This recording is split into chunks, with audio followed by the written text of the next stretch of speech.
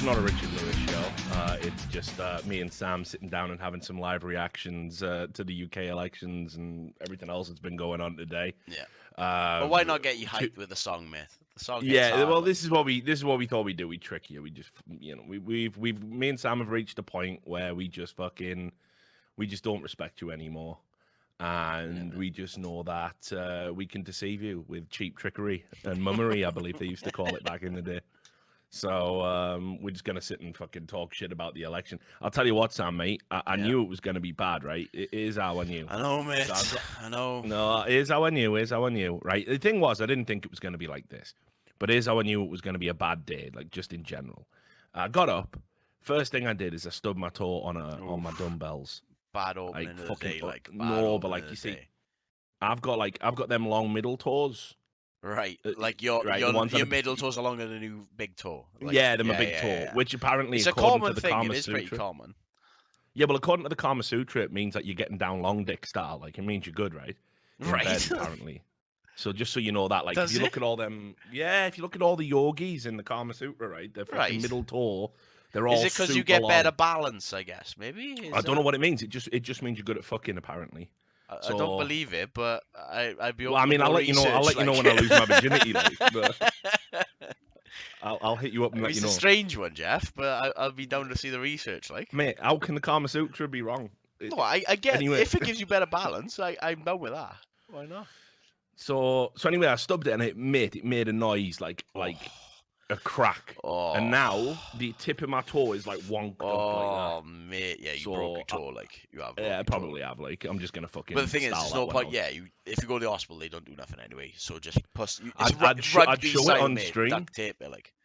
Oh yeah, well, mate, like I'm fucking paying American prices to have an intern for them tell to me put some tape around it, like. Yeah, fuck that.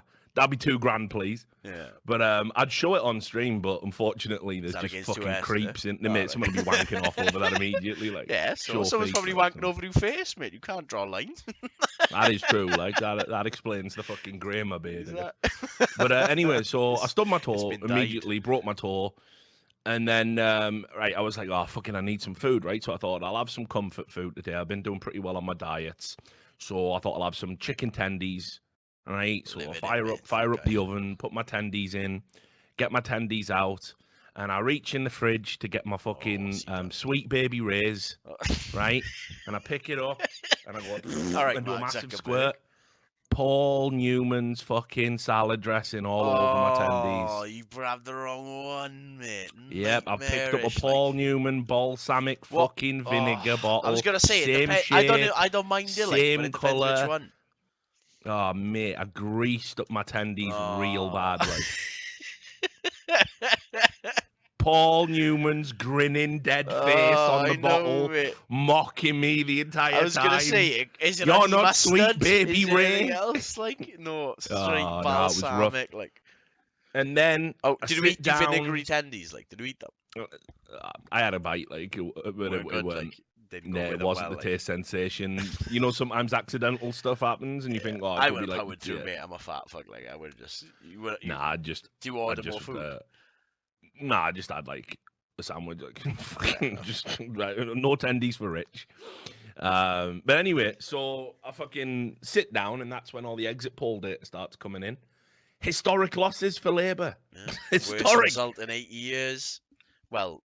I mean, you said you said you were out and about watching. Yeah, I was in a pub, mate, and I heard the fucking audible, like everyone staring at the TV, and then you see it 191 Labour. It's unreal, mate.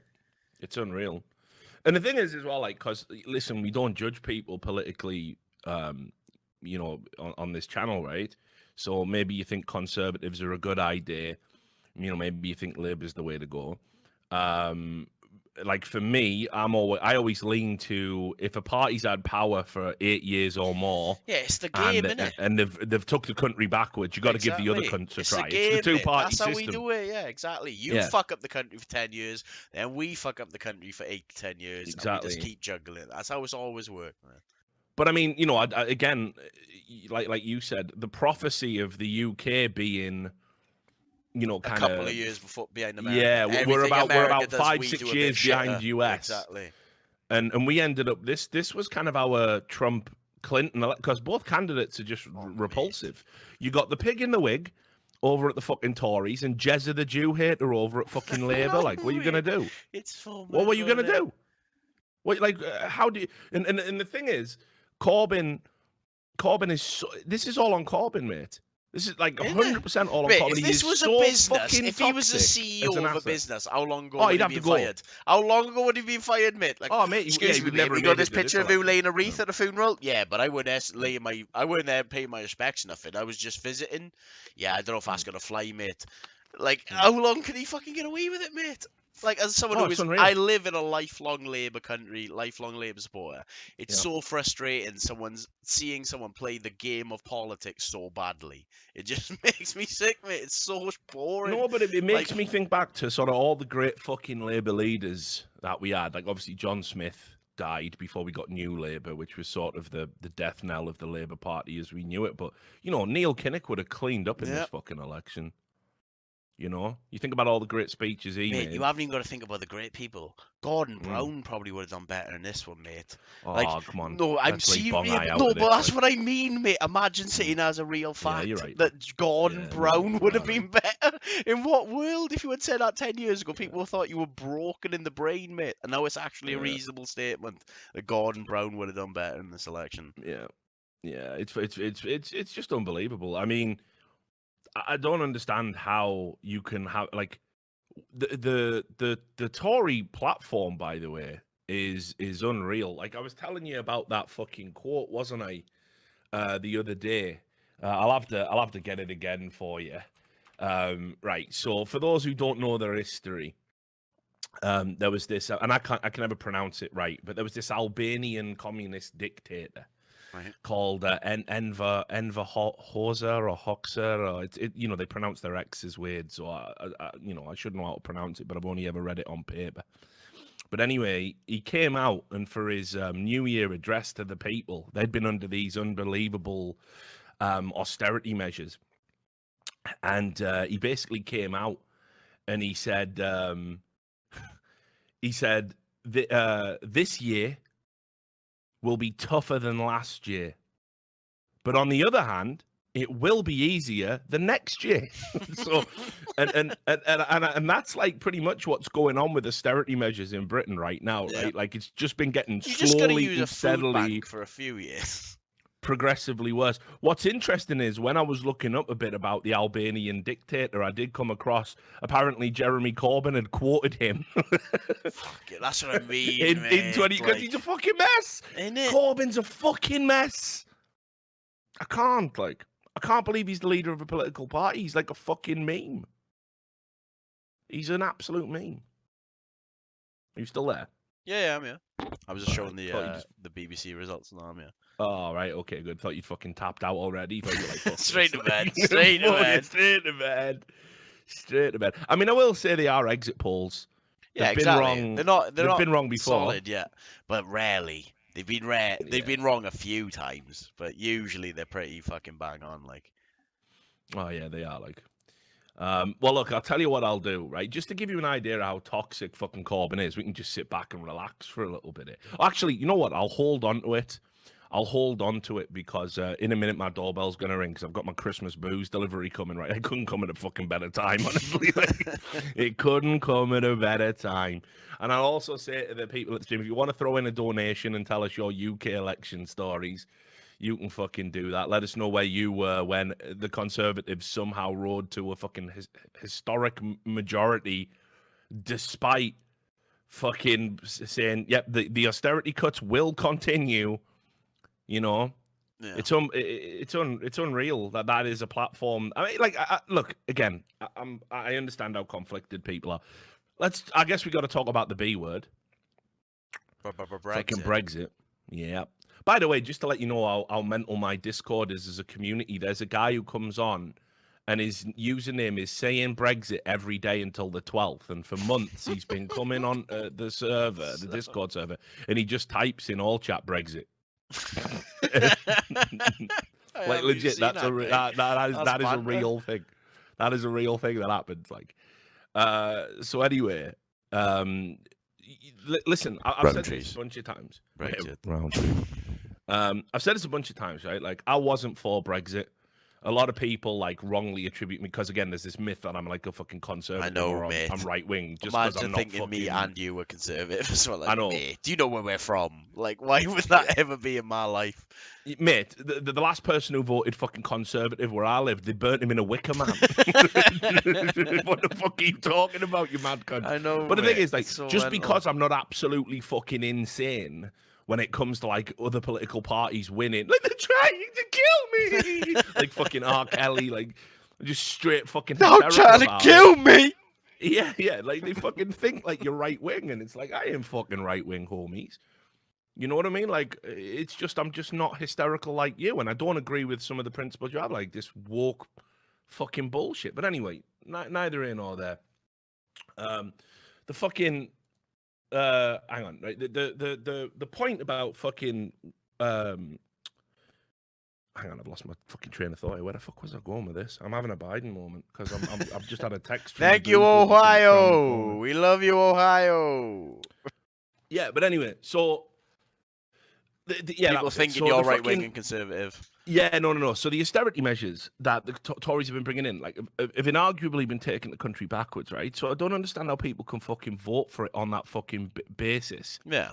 But the reality is, though, if you look at what the Labour Party were talking about, the reason they've lost historic seats is this fucking idea that we need another referendum on Brexit. Yep. And we absolutely don't need another vote on Brexit. I wasn't for Brexit. I wanted to stay in the European Union. I looked at because again, I believe the economists at the time, many of whom were full of shit, that if we left, it would be a complete economic collapse. So I wanted to stay in just purely on an economic basis, not because I'm a fan of the EU, not because I'm a fan of Brussels. But Jeremy Corbyn came out and said, listen, if we get in, we'll have another referendum. No, mate. That is not... You have to understand, in the Northeast, the Labour heartlands, and people want Brexit. People voted for Brexit overwhelmingly. If you go look at what's happening now on the polling date there, you've got record losses in terms of votes in Sunderland. Hartlepool's potentially a fucking swing county now. Middlesbrough had Conservatives come in 2017. Think about that. Fucking Middlesbrough voting Tory. You fucking mad? And the reason they did that is because they don't want fucking this idea of, listen, I know you voted for it, but it was a bit silly. So let's have another referendum and see if you still want to be silly. And then if the referendum still goes the silly way, then we'll fucking... then maybe, just maybe, we'll go ahead with the thing you already fucking voted for. Yeah. And it's just people don't want that, mate. And then Jeremy Corbyn's coming out and saying, oh, listen, I'll stay neutral in it, mate. You're not staying. First of all, we know your position. We know you don't want it. Second of all, you're not being neutral by saying, let's have a referendum. It's like George Galloway is a fucking Fruit Loop. But go look at... I'll show you this tweet, Sam, right? And Galloway's been banging on about this forever. I've actually got a signed copy of a George Galloway book. Fucking hell. Up there. I met him one time, back when I was a right-on lefty idiot when I was a kid. I think that was before he went on Big Brother and pretended to be a cat. But anyway, he's been saying this, like, the likes of fucking Diane Abbott, that fucking moron... The likes of Diane Abbott and everyone else has been demonising working-class Brexit supporters in Labour heartlands to the point where people are saying, we can't in good conscience stand with Labour anymore. We've stood with Labour all our lives, but we want to get Brexit done. And the only people that are saying... don't get me wrong, Boris Johnson, that fucking moron, is fucking... Obviously, how many dates has he given for a hard Brexit now? What are we on? 5 or something? Yeah. I guarantee Brexit should be done by the 31st. Sure, mate. I'm sure. Yeah, 31st of which fucking month, you mad cunt? Yeah. Your kid's always the 31st, isn't it? But, George Galloway's on point with this. He called it a Brexit quake. And the reality is that, there's been so many people in the Labour Party that have just said, like, if you're Brexit, you're fucking scum. Yeah, innit? Like, that is how you get people to join the other side, by the way. Call them all scum. They don't really join your party then. We call it the Clinton effect. Yeah, exactly. Did you not see what happened in 2016 over in America, where they called the other half deplorable? People never think it applies to them, though. People never think that it applies to them. They think they can fucking, just roam around calling everybody shit, and what people will do is go, oh well, yeah, you're better. They'll doff their fucking caps. Yes, my you're lord, right. my I lady. am shit. I truly am shit. Right. Please show me the right way. I am dog shit on your shoes. Yeah, like some fucking serf mentality's going to kick in, and we're suddenly going to vote the way the politicians want. The reality is with this, like, man, it's no wonder people are disenfranchised with politics. It's just no wonder, because we keep getting put in these positions where the choices are, there's like nothing intrinsically good for us. Like, it's not just Jeremy Corbyn allowing anti-Semitism in his party. It's not just Jeremy Corbyn, basically saying Brexit voters can go fuck themselves. There is like a ton of other fucking problems with just Labour policy in general. Have you seen how he wants to fucking nationalise the trains again? Yeah. Honestly, that's ridiculous. Well, that's ridiculous. It'd be great for me because I buy train tickets, mate. But I don't know how it actually works. Like, no, but let me tell you. So, I'll get the figures for you now. So I was looking into this. If you renationalise the railways, first of all, there's no guarantee prices are going to go down. The only thing it would sort of guarantee is that they wouldn't have a mandate to put the prices up. Second of all, right, the infrastructure for the railways in Britain are already owned. So this is the infrastructure, not the companies, but they're already publicly owned. About 75% of the infrastructure is already publicly owned anyway. Because what happened was, back when one of the companies went bust, I want to say it was Rail Track in like 2001, Stephen Byers, who was in the Blair cabinet, basically organised it so we came up with what's called Network Rail. And Network Rail was a not-for-profit organisation, and their collective debts that we've got on the fucking trains are now part of public borrowing from the Treasury. Right. So it's already essentially nationalised. But the reality is, what Corbyn wants to do is take away all private spending, which will if anyone who's not been to Britain, our trains, it's like fucking Charles Especially Dickens in the novels, north, still, mate. The it? north, like, have you seen how shit the trains are? The further north you go, it's mental. Like, mate, they literally you end up next to the guy shoveling coal into the fucking fire if you keep coming up north. Like, it's fucking mental. Yeah, I set away for Hampshire. Like, just some fucking Dickensian bullshit. But anyway, they're talking about high-speed rail in Birmingham, right? And that's about as far as it goes. You get north, it's just dog shit trains. Birmingham and Manchester sort of two guys like the thing, didn't they? Because they're major cities, but everywhere else north, you're fucked, mate. Like, if you're a commuter in the north, good luck catching those trains. Oh yeah, mate, I've done it. It was shit. But anyway, so I've got the figures here. The government put 3.3 billion into Network Rail anyway. Right. So that's the type of spending that's going on now with private support. So how the fuck are you going to pay for the nationalised railways? And how's it going to get better if it has less money? It's just an absurd policy that harkens back to 30, 40 years ago, which I think is a big problem with Corbyn's politics in general. He's like some fucking man out of time. It's like they cryogenically froze the fucking socialist workers from fucking, a few of them in like the 1970s. And they said, we're going to thaw you out fucking later, like Encino Man, that fucking movie. And then we're just going to let you run slipshod in UK politics in 2019.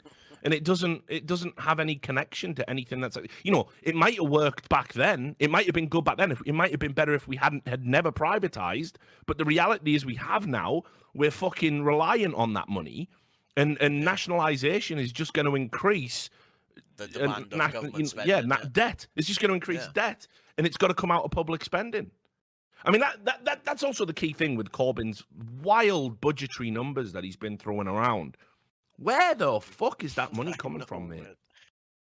Well, listen, where the fuck from is the that money rich, coming mate. from? You just come from the rich. There's no other explanation necessary. Yeah, but this is the thing. The What you see, what they never understand is, and I'm not saying I want to go the Tories way either. We're going to talk about the Tories in a bit. They'll get their roasting. Yeah, the Tories are getting it right up their arse in a bit. But the reality here is, the fucking, you know, when you're rich, you just leave. Yeah, exactly. Like, what's that? I got mills in the bank, and you want to take my mills, and I can just leave and then keep my mills. I'll do that one, please. I'll do that leave. They just leave. They just use a tax loophole. So if you announce like a super tax, like fucking Labour always want to do, we want a super tax for the super rich. Billionaires are an inherent evil. Okay, you know what you just done, right? Have you ever noticed? Noam Chomsky will show you this. If you go look at financial models, generally the national debt, the value of that is in line with the same amount of wealth created in terms of like billionaires. So the disparity is almost like you can map it over. So the wealth with the billionaires and the national debt, like for a country, is generally in line with each other. And the bottom line here is like if you put this super tax in, they'll just fuck off and go somewhere else where there isn't a super tax. America will welcome them with open arms. All these other countries around the world. There's a lot of islands somewhere, mate. They'll like to have you. I'm sure there's a lot of Malta, another great place to live for these people. I heard. Yeah. So the super tax can't be the answer because it's not like something you can enforce. Because as Britain gets progressively worse and worse, who the fuck wants to stay there anyway? You'd have to really love Britain, by the way, to want to stay there now. Like most people I talk to from back home, they're always like, yeah, I'm gearing up to fucking go to Australia. I'm gearing up to go here. I'm gearing up to go there. I don't want to live here no more. I don't fucking blame them. I don't blame them. So the super tax isn't going to fix it neither. That's not a fiscal model that can ever work because it's pie in the sky. It's pie in the sky. It's money you might get. You know, now I'm all for corporations paying a super tax or whatever, because when you look at the fucking exploitative nature of it all, obviously, you know, they do not pay anywhere close to what they should be paying.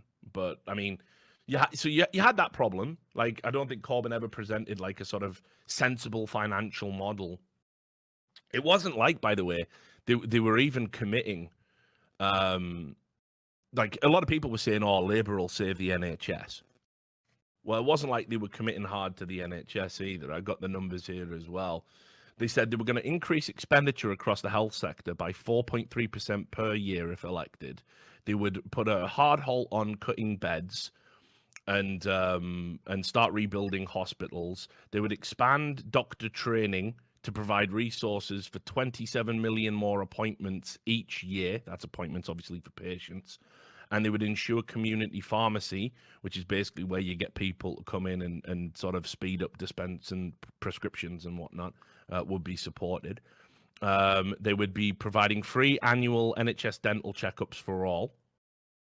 They would also improve access to psychological therapies, and they would provide an extra 1.6 billion per year to go solely into mental health, which is sorely needed. Now, again, that sounds great, but it's far from the commitment the NHS needs. Like, if anybody has had to use the NHS recently, that is not enough. That isn't sufficient. And when you look at some of the other things they were committing spending to, you know, they're talking about how NHS is a priority. Not really, is it? You know, I mean, put it this way, it's better than the Tories and what they've been doing for 10 fucking years, where they keep slashing it to the bone. There was that awful interview where, I can't even remember who it was, but they sent some fucking shadow cabinet member on to fucking This Morning with fucking Piers Morgan, great, you know, Good Morning Britain, and she was arguing that they'd created 50,000 more nurses, but they were already including nurses that already existed in that number. And they were going, listen, that's not 50,000 more, that's 50,000 including some more that join now. And she was going, no, but if we sustain the 50,000 and it's more than, it was mental, mate. It was one of the most mental clips. I'll see if I can find it for you, actually, because I have a feeling my booze order's around the corner, so you can just sit here and play some clips.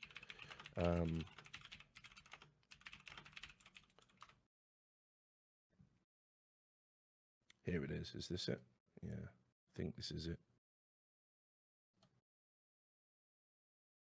Oh, hello? I'm still in it. All right, okay. I was getting a drink. I didn't see if you. All right, good. read my I'm getting you a message. clip. All right, okay, no worries. It's all right, mate. It doesn't need to be slick. As I said, it's not a show. I'm going to keep streaming until you go to bed, and then I got to go on train tracks tonight. I'm always a bit worried when you come back and it's silent, mate. It feels like someone's gone wrong.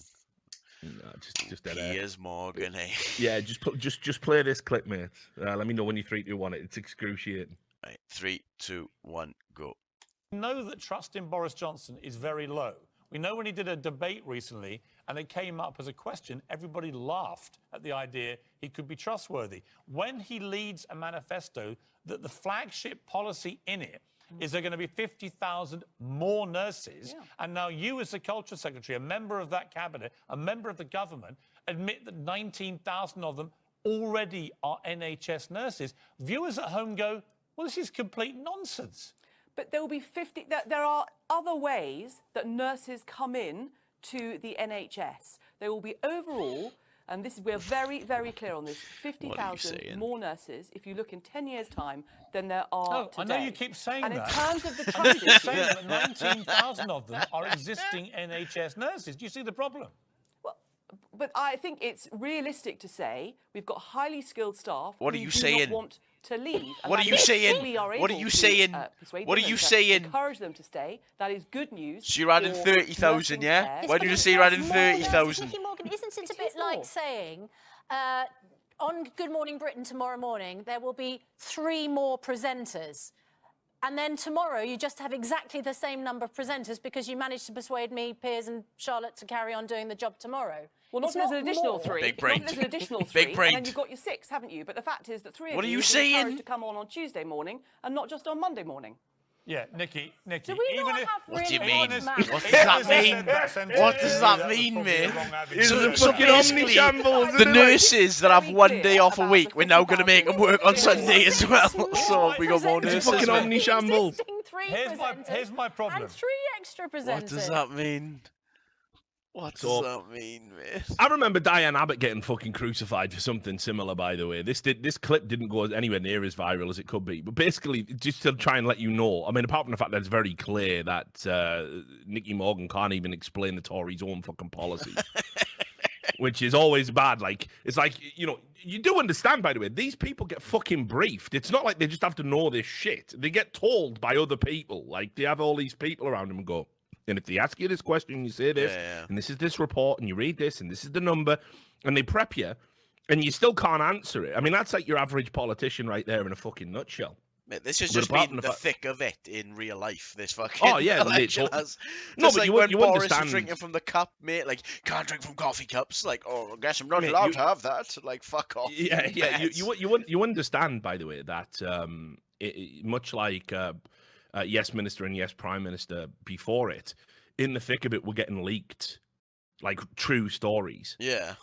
Yeah, from, like, actual, you know, people who worked in the government system, and they were leaking it to, like, Arnaldo Iannucci and everything. So all of those stories, the reason they ring true and the reason you see real things like that happening in British politics is because it is real in the first place. Yeah. It's not satire in the truest sense. It's because it's actually real stories that get slightly embellished for the purposes of TV and comedic effect. But anyway, so Nicky Morgan couldn't even explain the policy, but basically, just so you understand what she is trying to say, is that 19,000 of the 50,000 already exist, but they're going to get them to work more. So because they'll be working on days and at times they weren't already scheduled to work at, they count towards the net increase overall. That's what she was saying. So basically, we just work our nurses to death. Yeah, exactly. And then we can count them as having more. Good. I'm sure they'll be doing just as good of a job with fucking 3 hours sleep every night. I'm sure they won't be worked to the bone. Sure they won't miss little mistakes and little calculations of what's that? 150 milligrams of morphine. I've given him 1,500. He's dead. I'm glad you brought that up, Sam. I'm glad you brought that up because as we start segueing into talking about the Tories, let's talk about the United Kingdom government austerity program known as austerity measures and what it's done to the NHS. Certainly, let me just give you the statistics for mortality. This is all increased under the Tories, by the way. So The research funded by the National Institute for Health Research, which was published in 2015, actually identified austerity as a key factor responsible for the rise in suicide attempts and suicide deaths since 2008. And this was particular in regard to job centre policies. For those of you who don't know, in Britain now, it used to be that if you couldn't get work, you would have to enter into what we call job centres, and this is how you get your benefits. You go, you have an interview, you explain that you've looked for work, you can't get work, there's no work in your sector, no work in your skill set, and then what they do is they sign you onto something that's collectively known as the dole, and basically they pay you a very nominal amount, so you can get enough to eat essentially every week, and maybe they pay your rent if it's within a certain threshold and you're not living beyond your means. And that's just how we do it in the UK. Job centre policies started to slowly change under the Tories. So it became, now when you went for a job, you had a rule where they had a stack of shit jobs.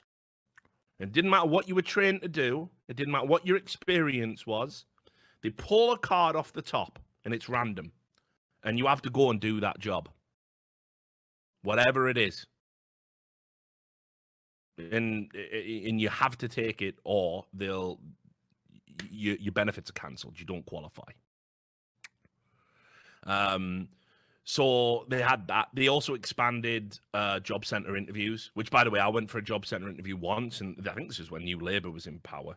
So basically, I never talked to a more miserable cunt in all my life. The fella that was doing my interview was like going, right, we have to do all of these questions. Are you pregnant? Are you fucking real, mate?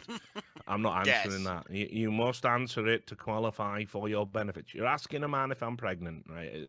I have to answer this.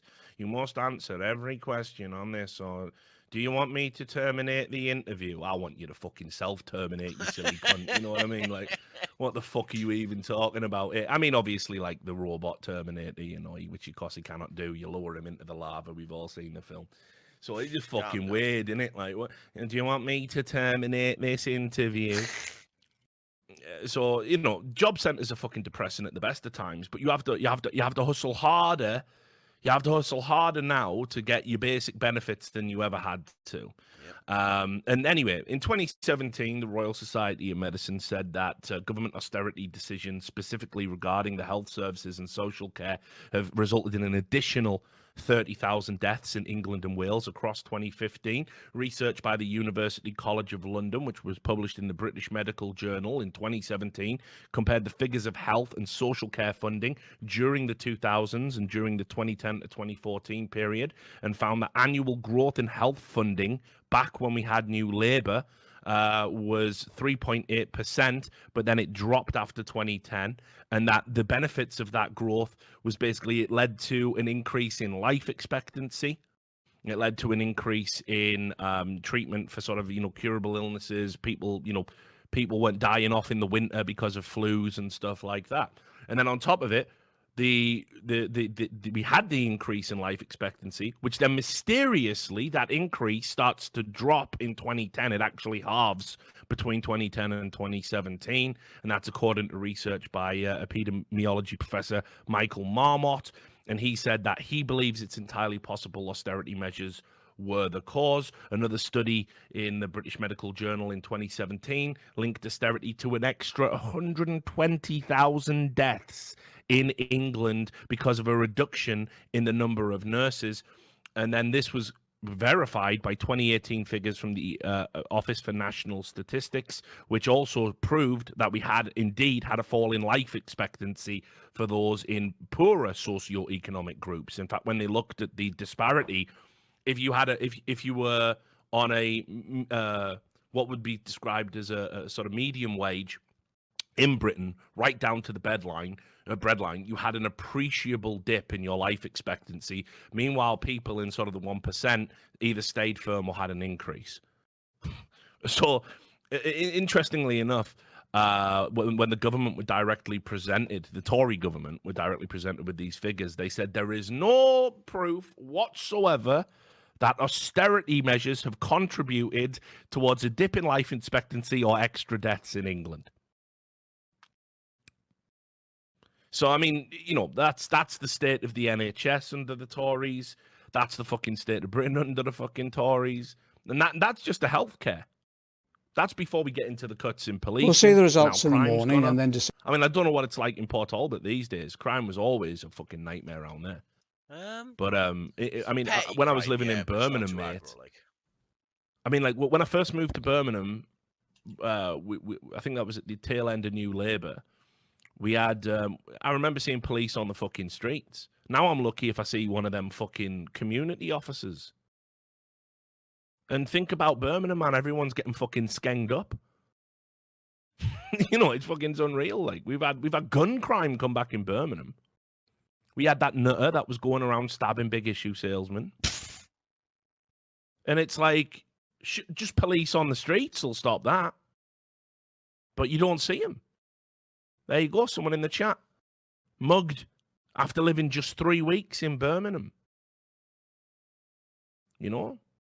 It's crazy. And you see these community support officers, and they can't do shit. Community support officers are fucking like... Volunteer fucking hall monitors, mate, basically. Yeah. Yeah, basically they're a fucking hall No monitor. right to hold you, no right to detain, no right to do anything other than just like, that's illegal. Yeah, it is, yeah. But shame it's not a policeman here, isn't it? I've seen, like, straight up, right? I've seen fucking chavs, like, just tell them to go fuck themselves. Like, what are you going to do? Can't arrest me. No, but we're going to wait here for a police officer. No, I'm not. I'm just leaving. You can't detain me. Fuck off, dickhead. That's that. Well, that's brilliant. That's cured the crime crisis. Like, just had a ding dong, by the way. I don't know if you heard it. Oh, did I? Yeah. Right, hold on. No worries. Be right back. There has been a fourth seat declared, ladies and gentlemen. I'm trying to figure out which one has been officially claimed. Can anyone in the chat tell me? We originally had Blythe Valley, Hooton. Oh, there we go. It's Sunderland Central. Sunderland Central is Labour. Labour hold. There we go. Labour up 4-1. They're winning. He's won. Shut off the stream.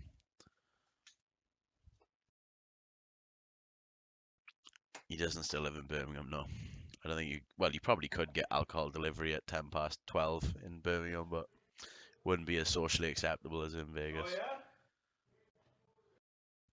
No big fan, like. Hang on. I'm just getting my booze delivery in. So what I'm going to do is, let me just show you a huge factor as to why Labour lost. And that is, just play this interview. Jeremy Corbyn, Andrew Neil. Yeah. Just play the first 10 minutes. I'll come back. All right.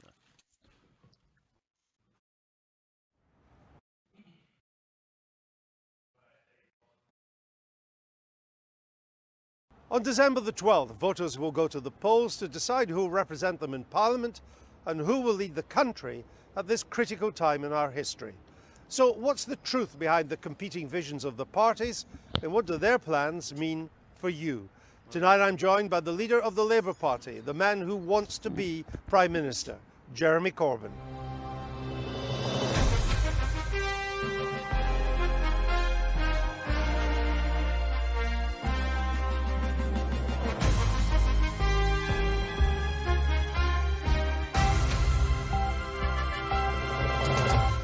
Jeremy Corbyn, the chief rabbi says a new poison of anti-Semitism, anti-Jewism has taken root in the Labour Party, and it's sanctioned by you, he says. He questions you're fit for office. What's your response? I'm looking forward to having a discussion with him because I want to hear why he would say such a thing. So far as I'm concerned, anti-Semitism is not acceptable in any form, anywhere in our society. All right, can we get an apology, boss man? In my party, the Labour Party. Nice. When I became leader in 2015, I looked at processes that were available for dealing with egregious behaviour, and they weren't as good as they should have been. We developed a much stronger process. We have sanctioned people that have behaved in an anti-Semitic way, removed some from party membership, and indeed even removed people as candidates. And yeah, you have, I'm concerned, it's just not acceptable in any form of society. Can we have an apology, please, rising across Europe, using anti-Semitic tropes in order to intimidate people, then I think we've all got to stand up together. But it's not the far right he's worried about. I'm sure he is worried about the far right, but that's not the result. It's 27:04 remaining, and then we'll 3-2 on it from there. You ready? Yep. Right. You got 2704 remaining, yeah? Mm-hmm. Right. 3, 2, 1, go. Didn't rise after I became leader. Anti-Semitism. Enormous. Anti-Semitism is there in society. There are a very, very small number of people in the Labour Party that have been sanctioned as a result of complaints about their anti-Semitic behaviour.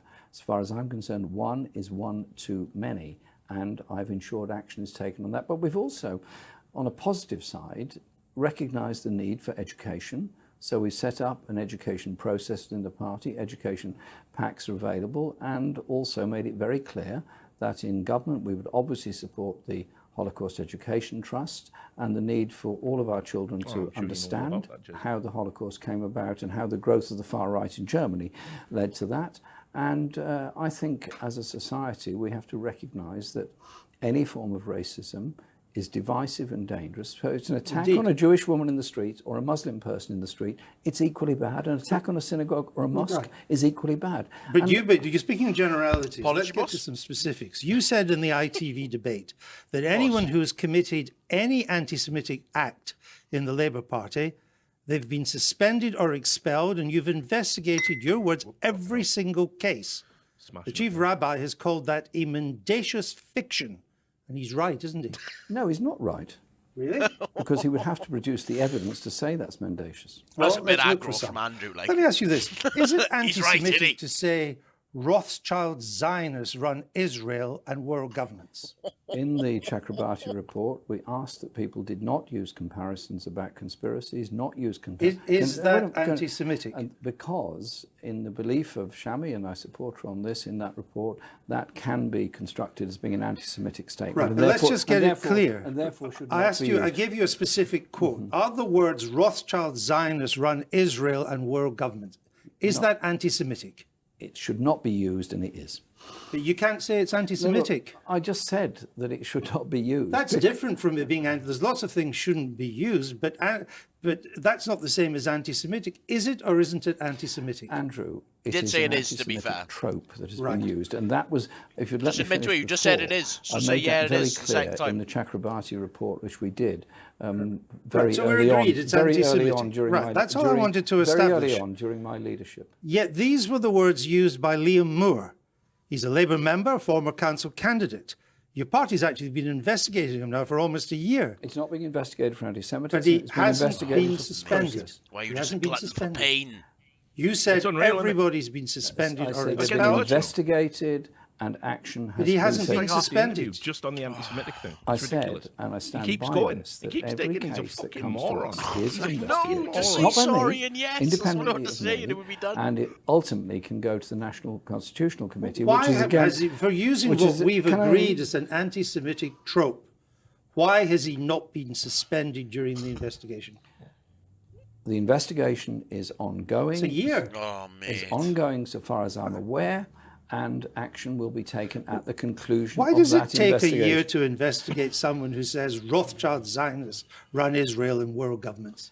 Look, I don't know the process that is involved with him. In some cases, I don't know about his Listen, case. Man, I don't know. That often delay things a great deal.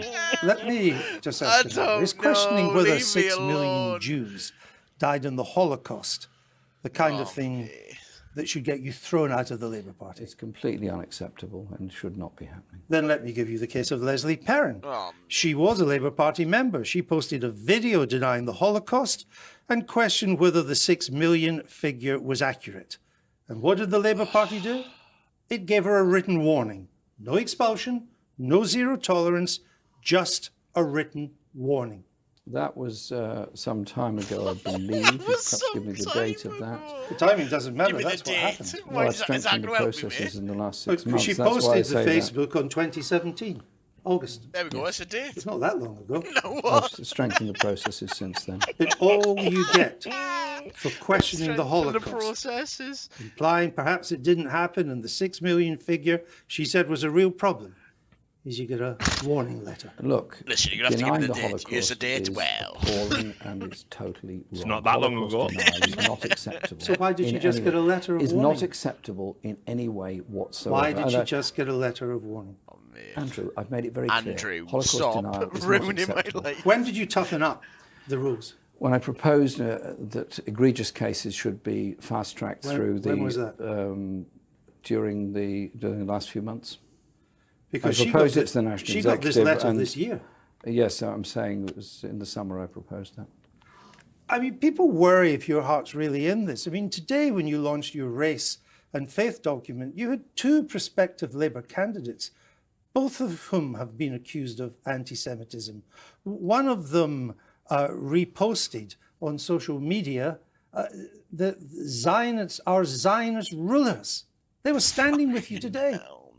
It's not the language they should use, not the language I would use. Mate, I'm telling you, it doesn't end until about 12 minutes in, mate. Because he just like racism it's just so easy, by the way, to get to bullshit this. Our policies in the Labour Party have been deficient in the past. We've shored up the policies. In the 1970s and 80s, wrong. when I Those lived in members of Parliament should have been sanctioned to a much further degree, and we're doing everything we can to tackle the awful spectre of anti-Semitism in the Labour Party. I feel very passionately. How can you not fucking get through this? The British Jewish community. Well, your party is being investigated for anti-Semitism by the Equality and Human Rights Commission. Only the BNP's ever been investigated before. Hard right fascists. We're told thousands of cases have been submitted to the Equality Commission. What time you on? I had a bit of a lag there. British Jews, many of them fear 40, you 39, making it into Downing Street. And that if you do, many are preparing to leave the country. Are you not ashamed of that? Andrew, this morning I made it very, very clear. We will, in government, as in opposition, protect any community that's under any threat of any sort. I know, he keeps saying it like he's going to He's going to stop fucking absolutely. Stop it, Andrew. If I keep saying your name, we will protect Andrew, please. I we need will this. Not allow Papa Andy, mate. Andy. Andy, come on, mate. We've all had a drink. Poisonous and divisive, just as much as Islamophobia or far-right racism is. And I think we can agree. Listen, on that. Andy, mate, we've all laid a wreath. We've all laid a wreath, Andrew, mate. And we got to go his house. We've all had a wreath, mate. Some of the world's vilest anti-Semites. When you say there, who do you mean? Many Jews. 80% of Jews think that you're anti-Semitic. That's quite a lot of British Jews. I mean, wouldn't you like to take this opportunity tonight to apologise to the British Jewish community for what's happened? Quick apologies, you bud. I am determined That's not an apology, boss. That's not an apology, boss. I don't want anyone to be feeling insecure in our society. And our government will protect every community against the abuse they receive on the streets, on the trains, or in any other Listen to Andrew. Any other form of life. Andrew's telling. Hang on a minute, Andrew.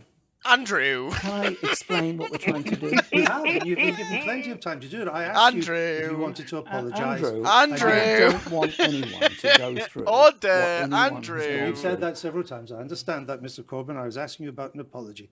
Let's move on to Brexit. No apology. Hang on. Can I just make it clear? Racism in our society is a total poison. You've said that several times. So, we get that. I'm not arguing about that. Be it Islamophobia, anti-Semitism, or any other form of racism. And I want to work with every community to make sure it's eliminated. Right. That is what my whole life has been about. You made that clear. Andrew. People will make up their own minds. Let's move on to Brexit. You want to negotiate a new Brexit deal. Right, you can stop it there.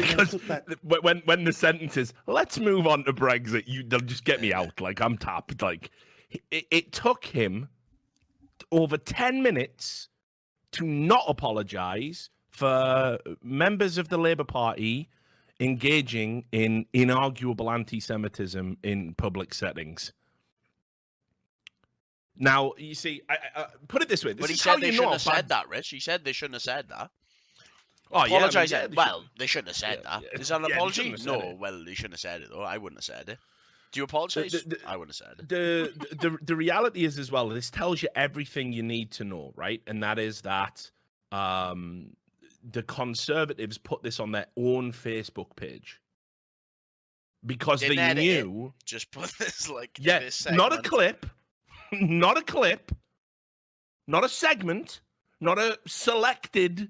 They put the whole BBC interview on their own Facebook page, which is like the only place you can get this in its entirety, because it is so just cringeworthy. And this is why Labour got fucking wrecked. This man here in the chair. It's not even just policies. It's some policies. In general, I would say the Labour manifesto was more in line what the majority of the population would want, bar one or two segments, bar one or two tweaks, bar one or two issues, the Brexit being a big stumbling block. But this right here, this man has the political nous of a newborn baby and the charisma of a skid mark. It's unbelievable how fucking bad he is. It's unbelievable how bad he is. Between Corbyn and their outrageous let's have another referendum stance, this is why Labour have plummeted in the polls. And you know what, like, if he doesn't, when these exit polls are confirmed, if he doesn't resign, he's got to go, hasn't he? I'd say so. He's got to resign, Sam. Have he gone again? No, I'm here. I'm just eating, mate. Right. Stocking up on sustenance. But yeah. He's got to go. What are you eating? Just a burgie, mate. I'm eating a fucking elk burger. I got a lot of random meat in, mate. I got elk burgers, boar burgers. I've been eating kangaroo, mate. I've been living the dream. Straight living the dream. It's just fucking delicious, mate. It's cheap. You didn't know how cheap kangaroo is, mate. You can get so much kangaroo. Oh, no, I know how cheap it is. It's cheap because it's dry as fuck. Like, oh, delicious, man. You just got to baste it in butter, but I just butter that boy up, mate. It's great. Yeah. People saying I'm baked. I ain't even greened out today, mate. Fucking, this is just normal me. It's a couple of beers. Now, also, right, you'll notice as well, so you got to give Corbyn some credit. He got absolutely massacred by Andrew Neil. Now, you have to remember that Andrew Neil, right, is like definitely not, he's clearly right-leaning, but I always think he does a good job of hiding his bias. What I love about Andrew Neil is just sort of how fucking, he's got to this point in his life where he's kicking on in years. He just doesn't give a fuck. He just straight roasts everyone.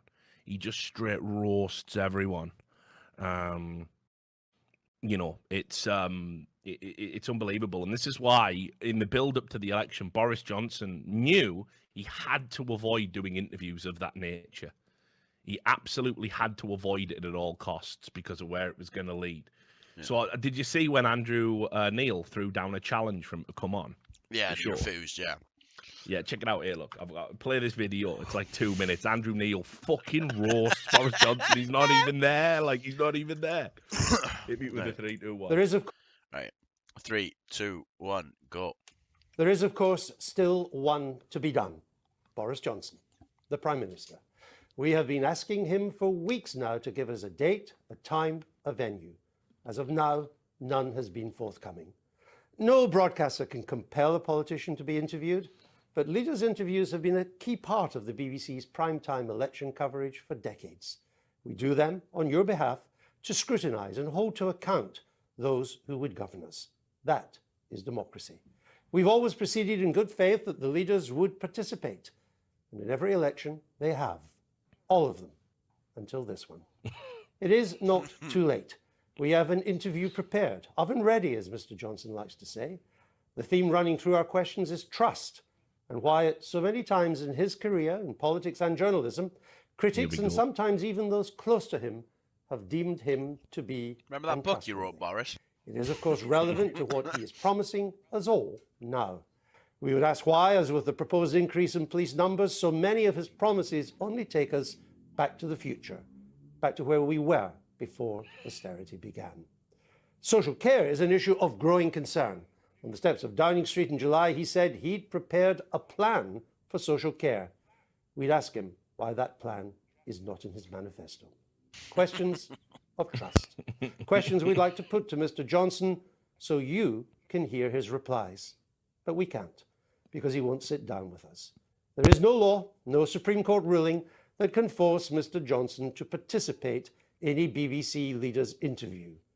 But the Prime Minister of our nation will, at times, have to stand up to President Trump, President Putin, President Xi of China. So it was surely not expecting too much that he spent half an hour standing up to me. Wrecked. I mean, I'd take President Xi of China, honestly, over fucking Andrew Neil. Now that he just doesn't. I've seen what you just did in the Corbyn, mate. I'll go China, please, boss. Yeah, exactly. Like, I'll fucking go out there. Like, I'll be all right. But it was just there was a lot of faux pas from Boris Johnson on the campaign trail, which I don't know if you saw some of them as well. There was did you see the incident where he grabbed the guy's phone and just put it in his when he was pocket? showing the picture of the kid on the floor in a hospital? Yeah. So this was like, and again, I'll add, I'm relatively skeptical about the origins of that photograph. Well, there was some mental shit, like a load of copy-pasted tweets and Facebook there was posts. Bots that was weird as fuck, man. That's proper crazy. Well, this is just standard election MO now. There's all these data companies and these companies that work in line with political companies, and what they do is they do social media like astroturfing. Now, what happens whenever it's vaguely right-wing or anti-left, people say, oh, it's Russia! Hillary Clinton was correcting the record on Reddit long before Russia was even a factor in any of the elections. And you can go look this up. Their PAC, the pro-Hillary Clinton PAC, spent $1 million on basically on having fake Reddit accounts correct anything negative about Hillary Clinton in the build-up to the 2016 election. And we've seen this a lot, haven't we? We saw this pushed with Syria, with the child. We've seen this with the girl that was crying, supposedly because she'd been separated from her parents, and then it turned out she'd actually hadn't been separated from her parents, and the father came out and said, "America has been great for us," and it was a fake contrivance, going right back to the Obama administration when they airbrushed a photo so it looked like Obama was, looking sad out at a big oil spill, and in actual fact he was bending down, not because he was sad, he was bending down because he was talking to some short cunt in a photograph. The media is so fucking manipulative, and this is kind of spread out now to these like companies that will offer you a social media solution. If you want to push a message, if you want to push propaganda during a time of election, during an electoral vote, this is how you do it. So listen, I was very skeptical. I know the hospital in Leeds, and the idea that they would put somebody in a pile of coats on a floor rather than give them a bed or find somewhere for them to go seems incredibly unlikely to me, even as stretched as they are in the NHS. Children are prioritized in a hospital. It's a very good hospital in Leeds. It's a pediatric hospital. So I find it very hard to believe. Very hard to believe. But obviously it's election time. It was fucking, mud gets slung around. And then apparently someone's got a link to a debunk if they want to put it in here. So yeah, it doesn't surprise me. I've been around the game long enough now that I can smell when something's bullshit, So but the interview he did, Boris Johnson did, was fucking hilarious, because he just wouldn't look at the picture of the kid on the pile of coats, and he actually took the journalist's phone away from him and just put it in his pocket. Like, yeah, I'll be having that, mate. And what are you going to do? He's a fucking prime minister. Yeah, I don't really like to look at pictures of the poor. You're going to have to put that away. So, have you seen the photo on this as well? Like, all right, 3, 2, 1, go. Have you seen the photo? Have you seen the photo? I've just been told about it by the BBC. We need to be making investments. This is the photo. We need to be making investments now, and that's why we're putting £34 billion. This is a 4-year-old boy, Prime Minister, suspected of pneumonia, forced to lie on the floor on a pile of coats. I understand, and obviously we have every possible sympathy for everybody who has a bad experience in the NHS. And that's why we're putting the record investment into the NHS now. But we cannot get on and make those investments. We cannot get on and turn this country around, put in 20,000 more police, upgrading 20 hospitals, 40 new hospitals. I'm talking about this boy, Prime Minister. How do you feel looking at that photo? Of course. And let me tell you that look at it, Boris, mate. Look at the photo, Boris, mate. Look at it now. This is Jack Milliman. Fuck is every politician? This is a mess. Look at the photo. Look at the photo. Look at the photo. And we are investing in the NHS. And what would be the worst thing possible would be to have a government that is mired in more deadlock, more disarray, and unable to move forward. So I have every sympathy with... You refuse to look at the photo. You've taken my phone, put it in your pocket. See, you should have looked at him, mate. His mother says the NHS is in crisis. You refused to look at the photo. You've taken my phone and put it in your pocket. Yeah, I have. Yeah, I have. Then now you're looking at it. Why did you just do that earlier, you fucking mess? Experiences in the NHS. But, what we are doing is supporting the NHS, and on the this whole election was an absolute fucking fiasco, man. What a fiasco this poor kid has had. That's why we are making huge investments into the NHS, and we can only do it if we get Parliament going, if we unblock the current deadlock and we move forward. And I really think it would be totally wrong for this country to spend another year in paralysis, another year with no forward movement and deadlock and division with Jeremy Corbyn and the Labour Party, and Jeremy Corbyn and Nicola Sturgeon in coalition. I'm sorry to have taken your phone. There you go. Sorry. Thank you, Tom. I'm sorry to have taken your phone. It's so sorry to have taken your phone. How do you choose? How have we got here? How have we got here? Taking your phone. There you go. Sorry. Where it's Corbyn or that? How does that? What? I feel like you know in the movie fucking Back to the Future where he goes back and he tries to fix everything and then he comes forward and everything's worse. You're Back to the Future too. It's like that, mate. It's just like that. Like someone went back in time and basically every charismatic politician, every likable politician, every politician that had any sort of degree of competency was just fucking bred out of the gene pool, and we've just ended up with a fucking like a shower of shit. Like, how can you be the leader of a party and not understand that if members in your party say anti-Semitic things, you should probably kick them out and apologize for it publicly? How can you be a guy who keeps who has dodged every significant interview because you understand that it's better if I say nothing than actually answer the questions? How is this a thing? It's so crazy to me that we're here. But yeah, apparently Swindon's just come in. Yep, Conservatives. We're getting news about Swindon. Live action report from Swindon now. Let me have a look. Let's have a zoom. There it is. It is blue. Swindon North is blue. Swindon North blue. Swindon North blue. So there you go. It's just fucking unreal. It's just unreal. Have you been to Swindon? I catch a train through it a lot, mate, on the way to London. Can't say I've been there. I've seen the outside, like. Yeah, shithole. It's crazy as well when you consider because didn't they only just narrowly beat Labour before? Last year, we can in the local elections. Let's have a look. Swindon North. So 32,000 votes to 16,000 in favour of Conservative. Fuck. Labour down 8.6% since 2017. So it must have been it's bad, close, yeah. It's fucking bad. The BBC website's pretty shit when it shows last. There we go, results. So last year it was 29,000 Conservative, 21,000 Labour. That's just unreal, mate. Like it might even get worse, you know. It might be one of those things where the exit polls have been too generous. Yep. Can you imagine that? Oh God, how have Labour shit the bed this bad, man? What a nightmare. So look, we'll tell the story. We'll take a break from the breaking politics for a little bit. So me and Sam were getting geared up to do this stream today. So we actually, after we did By the Numbers yesterday, we were sort of just sat chilling and having a talk, right? And we got talking about, I don't even know how the fuck we got onto it, but there was this absolutely god-awful thing back in the day called bum fights, right?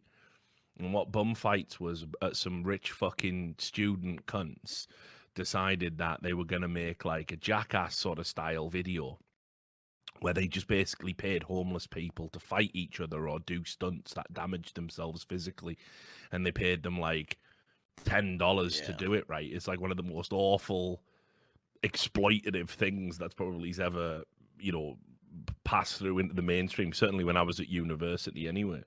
But there was a guy in it called Rufus the Stunt Bum, right? And Rufus yeah, he was. He did.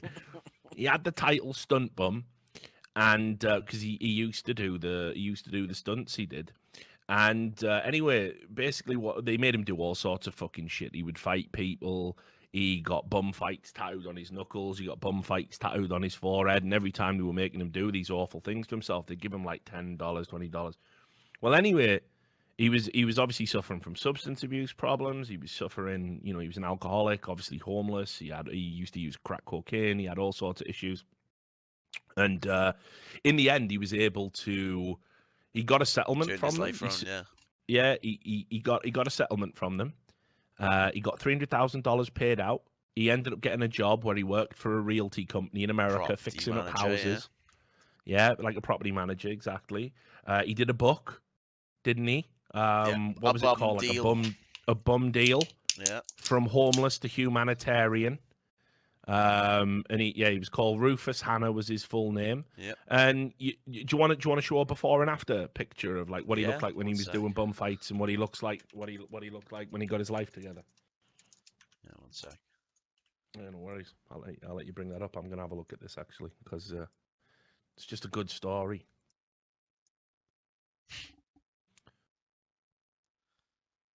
A homeless man. Okay, now. It's mad, isn't it? No, I opened the page and just played loud as fuck. A homeless man, like super loud. All right, reasonable. A homeless man. Mate, that wasn't even. I didn't get through one ear as well. Your computer's just become sentient and saw you. Right, there we go. Look, so before and after. Yep, there you go. Before and after. He's on some if George Bush and Walter White got atom smashed in the Brundle machine.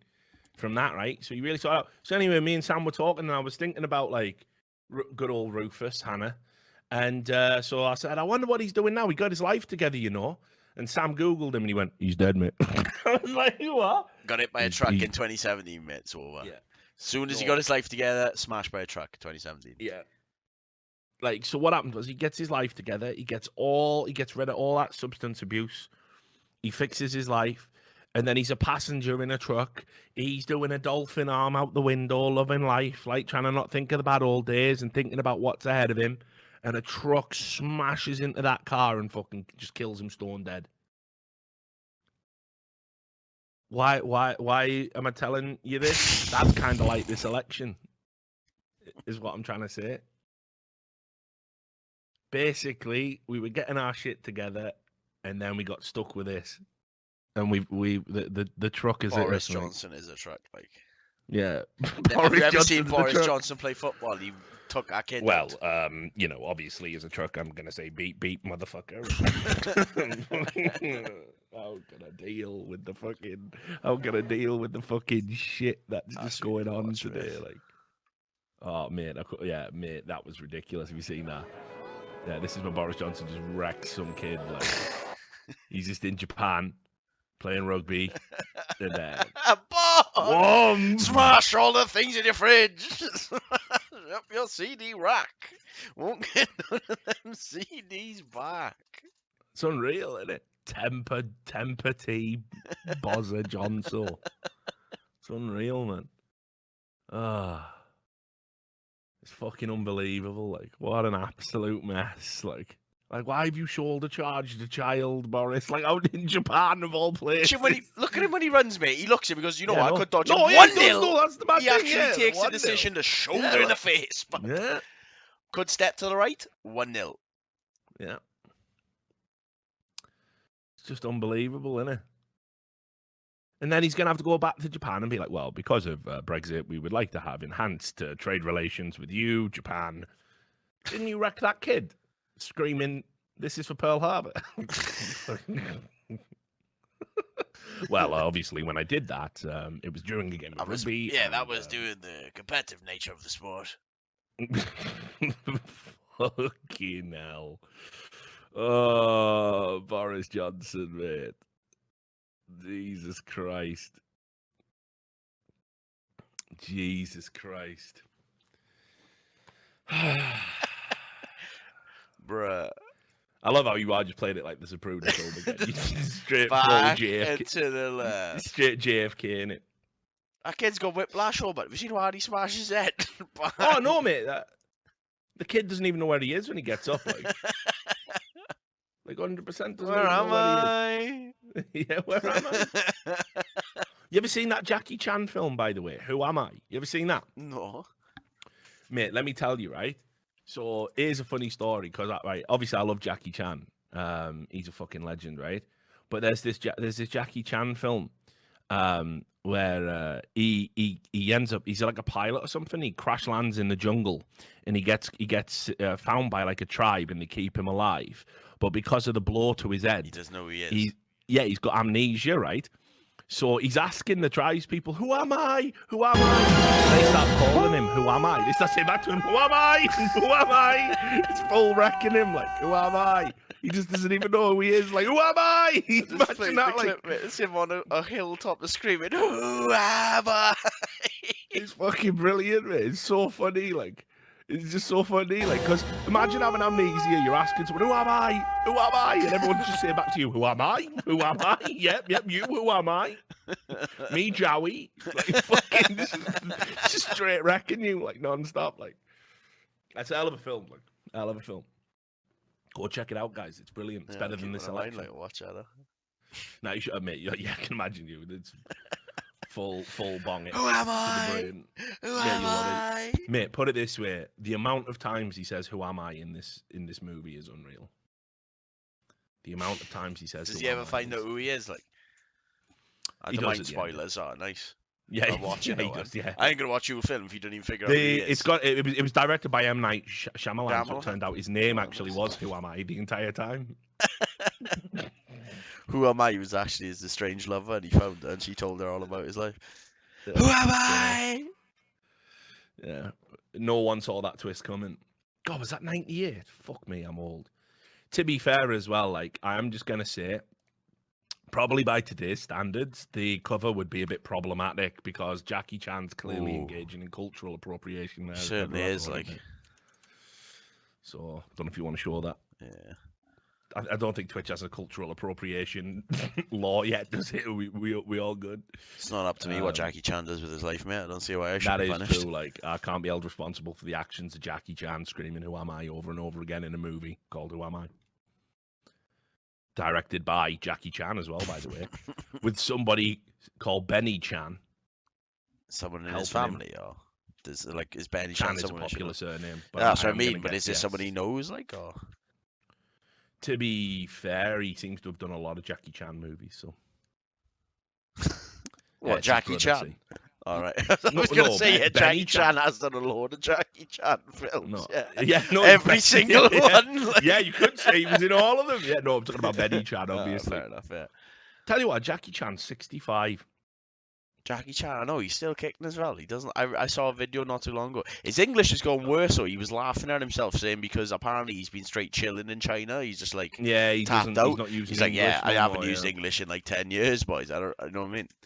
Since I was on a film, I ain't been speaking a lot of English. Tell you another film that probably is going to get memory hold very soon. The Rush Hour series.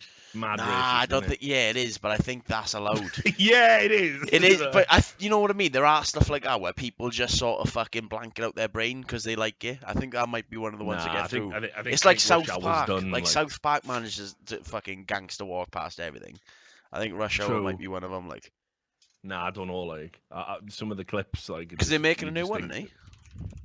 Yeah, but it's going to be like a woke one now, isn't it? It can't be. It will be, mate. Oh wait, what? Hang on. It'll be like Chris Tucker going like, "Man, you gotta respect them pronouns, man." It's gonna be like that. Jackie's gonna be, "What does a pronoun?" It's gonna be a fucking nightmare, mate. It's gonna be woke as fuck. It's gonna be woke as fuck. So, but yeah, you gotta just gotta mad ignore it. Like, you just gotta pretend Rush Hour never happened, or you're racist now. Like, that's just how it works. Oh, and speaking of mad things that happened, like, I mean, ordinarily, not really a topic I'd want to talk about on the show, but I do have to kind of talk about it on the show because we did talk about the original thing on the show. Did you see Weinstein? Yeah, mate, straight Zimmer framing into the fucking court, like. Mate. I'm just saying, if anyone watches the fucking Joey Diaz podcast, Joey Diaz had some magic like, listen to me, dog. You gotta walk in there with 2 female lawyers, a Zimmer frame, and you gotta walk in with liver spots. Like shit like that. That's legit what he did, man. Rolled up with a fucking Zimmer frame.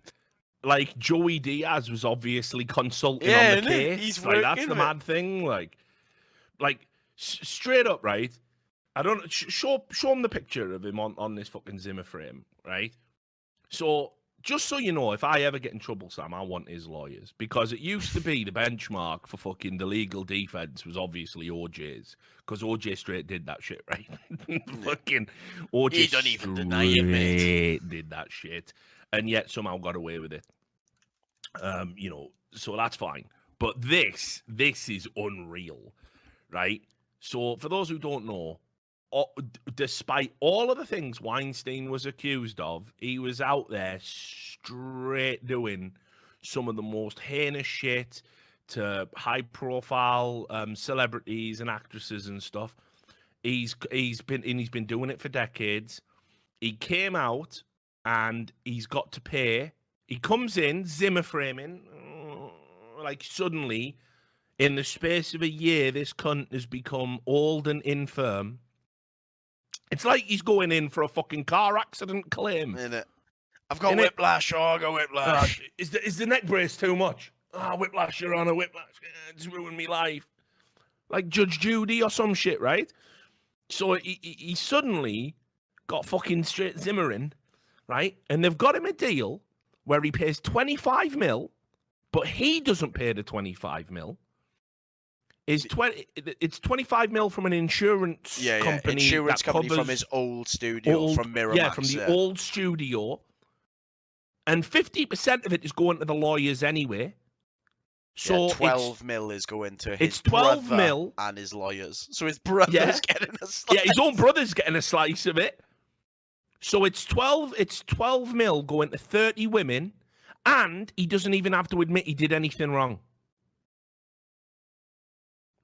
So all he had to do was stand there looking frail in the court between these 2 human fucking meatballs. I know, look at him, mate. Tweedledee and Tweedle fucking dumb, like.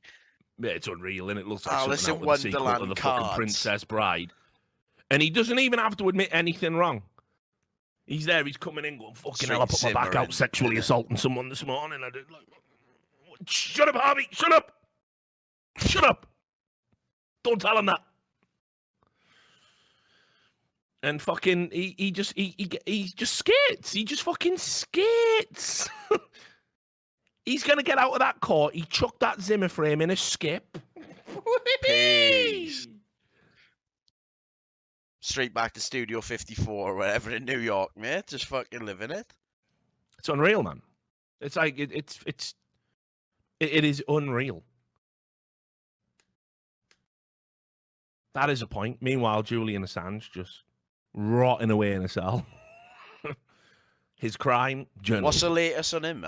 Didn't they drop the charges, Sweden? Rotting away in a cell. Oh, yeah, the Sweden ones. But it's almost as if, as soon as he was in custody, the charges were going to get dropped. It's almost as if they were somehow strangely politically motivated to get him. Yeah. It's weird how that works. But yeah, but meanwhile, Weinstein, we all know what he did. Come get me. We all know what Weinstein's been up to for you. Even your own mates have turned around and gone, oh yeah, he was straight all about that life. Like, so we're just, I like how you went back to the polling day. Enjoy the red bar. Enjoy the red bar being out in front for as long as you can. Just enjoy that red bar, because that red bar, it's having a shrink anytime soon. Like, it's shrinking like a winky in cold weather. It is, like, that winky shrinking. that winky moving. Oh, man. You remember that? That winky moving, man. Like, yeah, that winky moving. I still can't believe Alex Jones actually did a big announcement saying we've got evidence that Michelle Obama is a man, and his evidence was a guy on YouTube going, "That winky moving." This Look is what at I that mean. winky, like, that winky moving. There's a winky and that winky moving. Well, there you have it. It's conclusive. We go home now to a disgraced doctor. Is Michelle Obama a man? I know, Alex. I'm too drunk to really engage with you right now. So there you have it. That certainly looks like sheeple. a winky to me, Alex. Thank you very much. Wake up, sheeple. Oh, fucking hell, what is wrong with this planet, man? Why hasn't the asteroid hit us yet? Why, like? Why do we have to just keep limping through? Like, we fucked up. We fucked it. We completely fucked it all. That asteroid moving. Yeah, I wish it would, mate. I wish it would. You could just fucking come and get me, mate. I'm fucking down. Like, I'm serious. I'd be out there. It's like, 30 meteor straight on your house, mate. It's not good clean.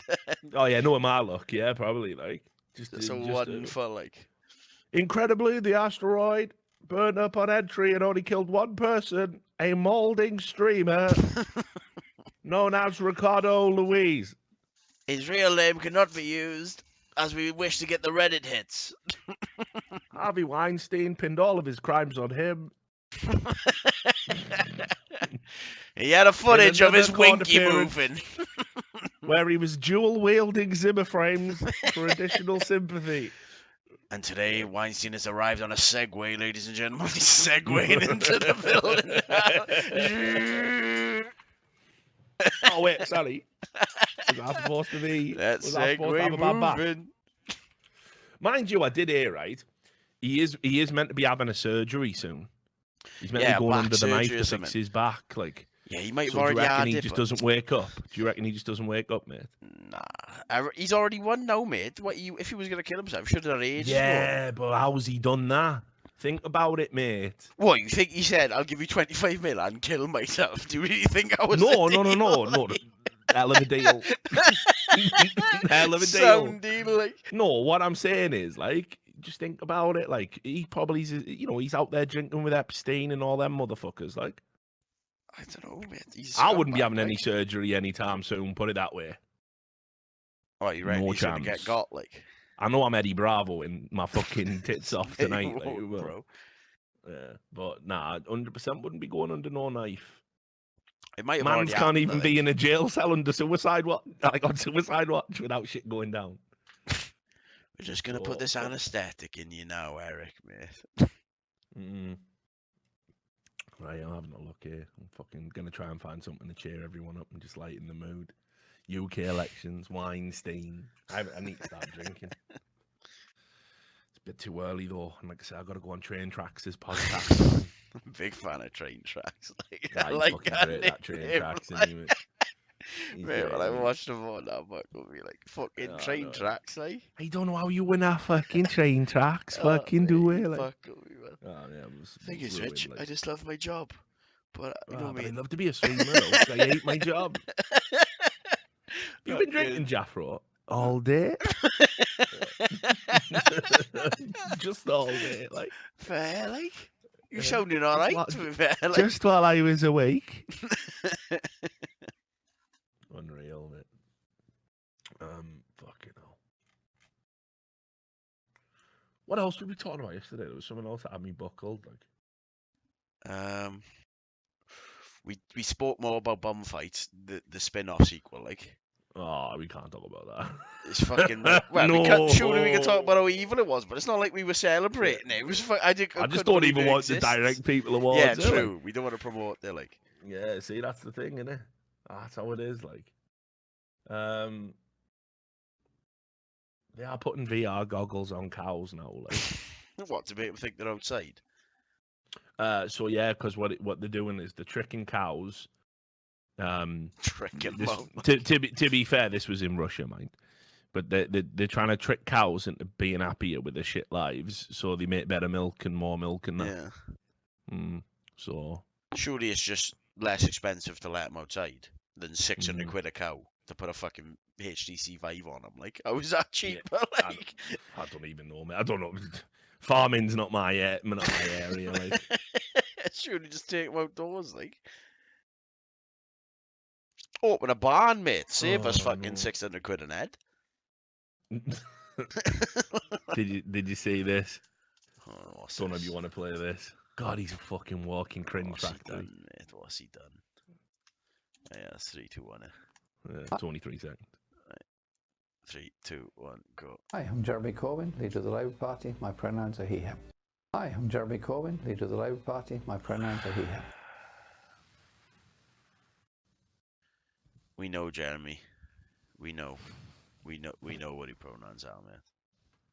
We know where they are, mate.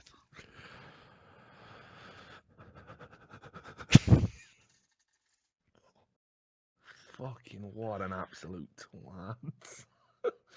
What a twat. I can't. Fucking hell.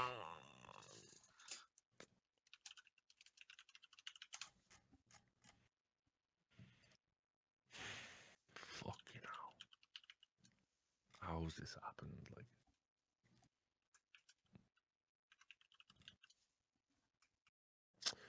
I'll tell you what we can talk about, mate. The real polling data's come in, right? Right.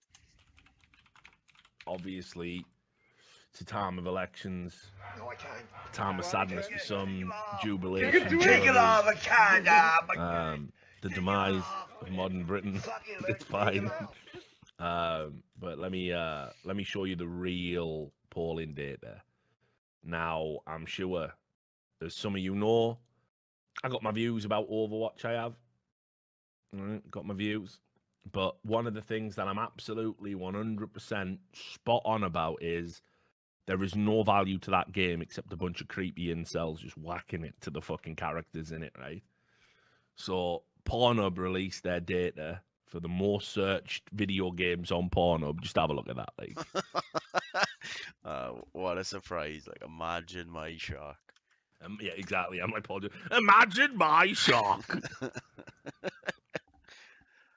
Imagine Overwatch cocks.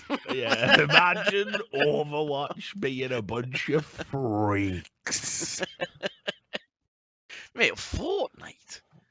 I don't even know. Fortnite, like, what are you sexualizing? Yeah, but what you have to remember is, right, that number is skewed. Like, the Overwatch freaks are actually looking for fucking cartoon characters to whack it to. Fortnite, that is like, they've started putting Fortnite as a buzzword in a lot of, like, you know, woman gamer has sex while playing Fortnite type thing. Right, okay. Yeah, so. Now, the Pokemon and Minecraft stuff. Minecraft? No, I seen it. What is that like? They just box with... No, it is literally what you think it is. Like cubes, like straight cube. Are these people wearing cube costumes, or is this animated cubes? No, it's like animated cubes. Like, I don't even know what's going on. Like, yeah, no, it's mental. Just check it in your own time. I'm alright. Check it in your own time. That's a list I'm welcome not to be on, mate. I'm fine. Mate, I seen it. I'm sure you did.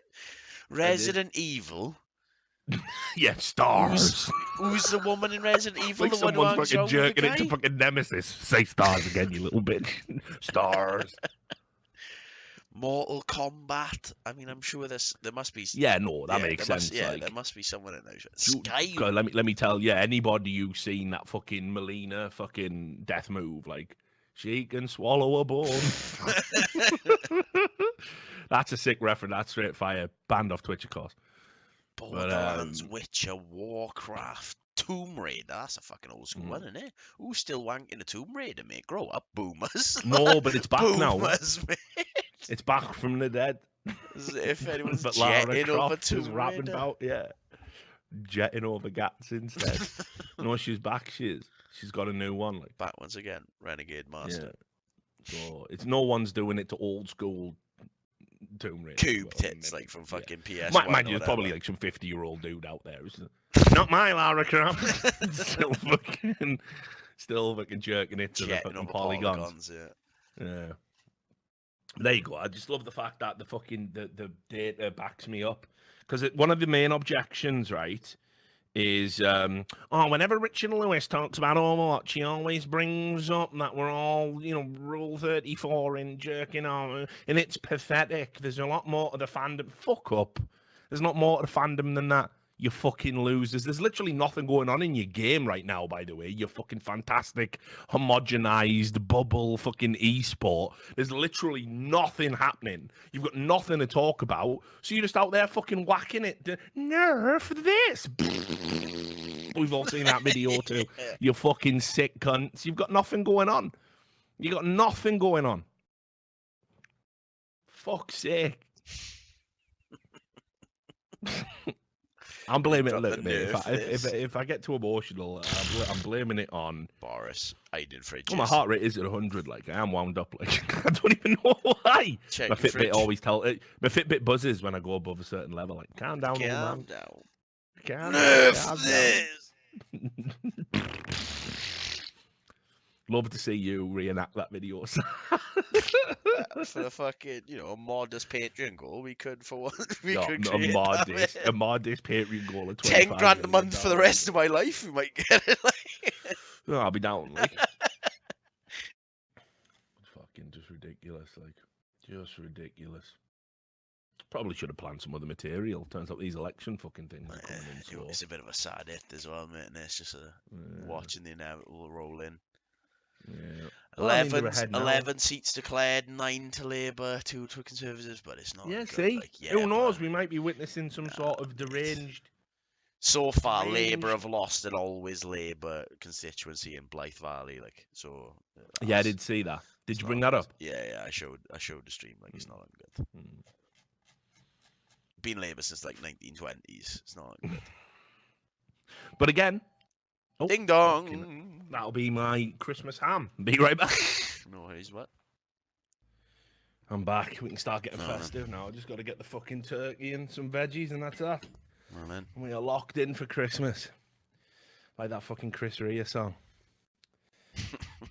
Driving home for Christmas. I always imagine that song is about a family, right? Who's gone through a terrible divorce. He doesn't get to see his kids anymore. And he's got a shotgun in the car, right? And he's driving home and he's just going to massacre his family. Because if you listen to the lyrics with that in mind, driving home for Christmas. I can't wait to see their faces. You know what I mean? Just saying. All right, give me a fucking drink.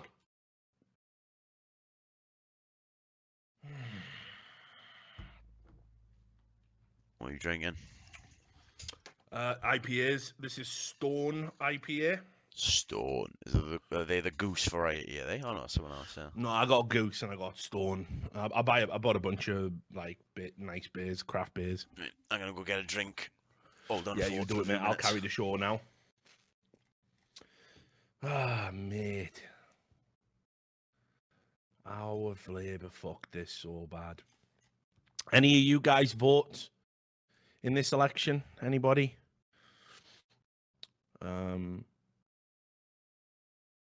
Yeah, come on then. Tell us your stories. Part of this is interactive. Did you fucking go and vote? And if so, what happened? Was it miserable? Who did you vote for? How are you feeling? Get it all in. I almost feel like I might just start dragging people into Discord. You guys can carry this shit while I sit here and fucking drink on an empty stomach and then go on to Train Tracks' podcast.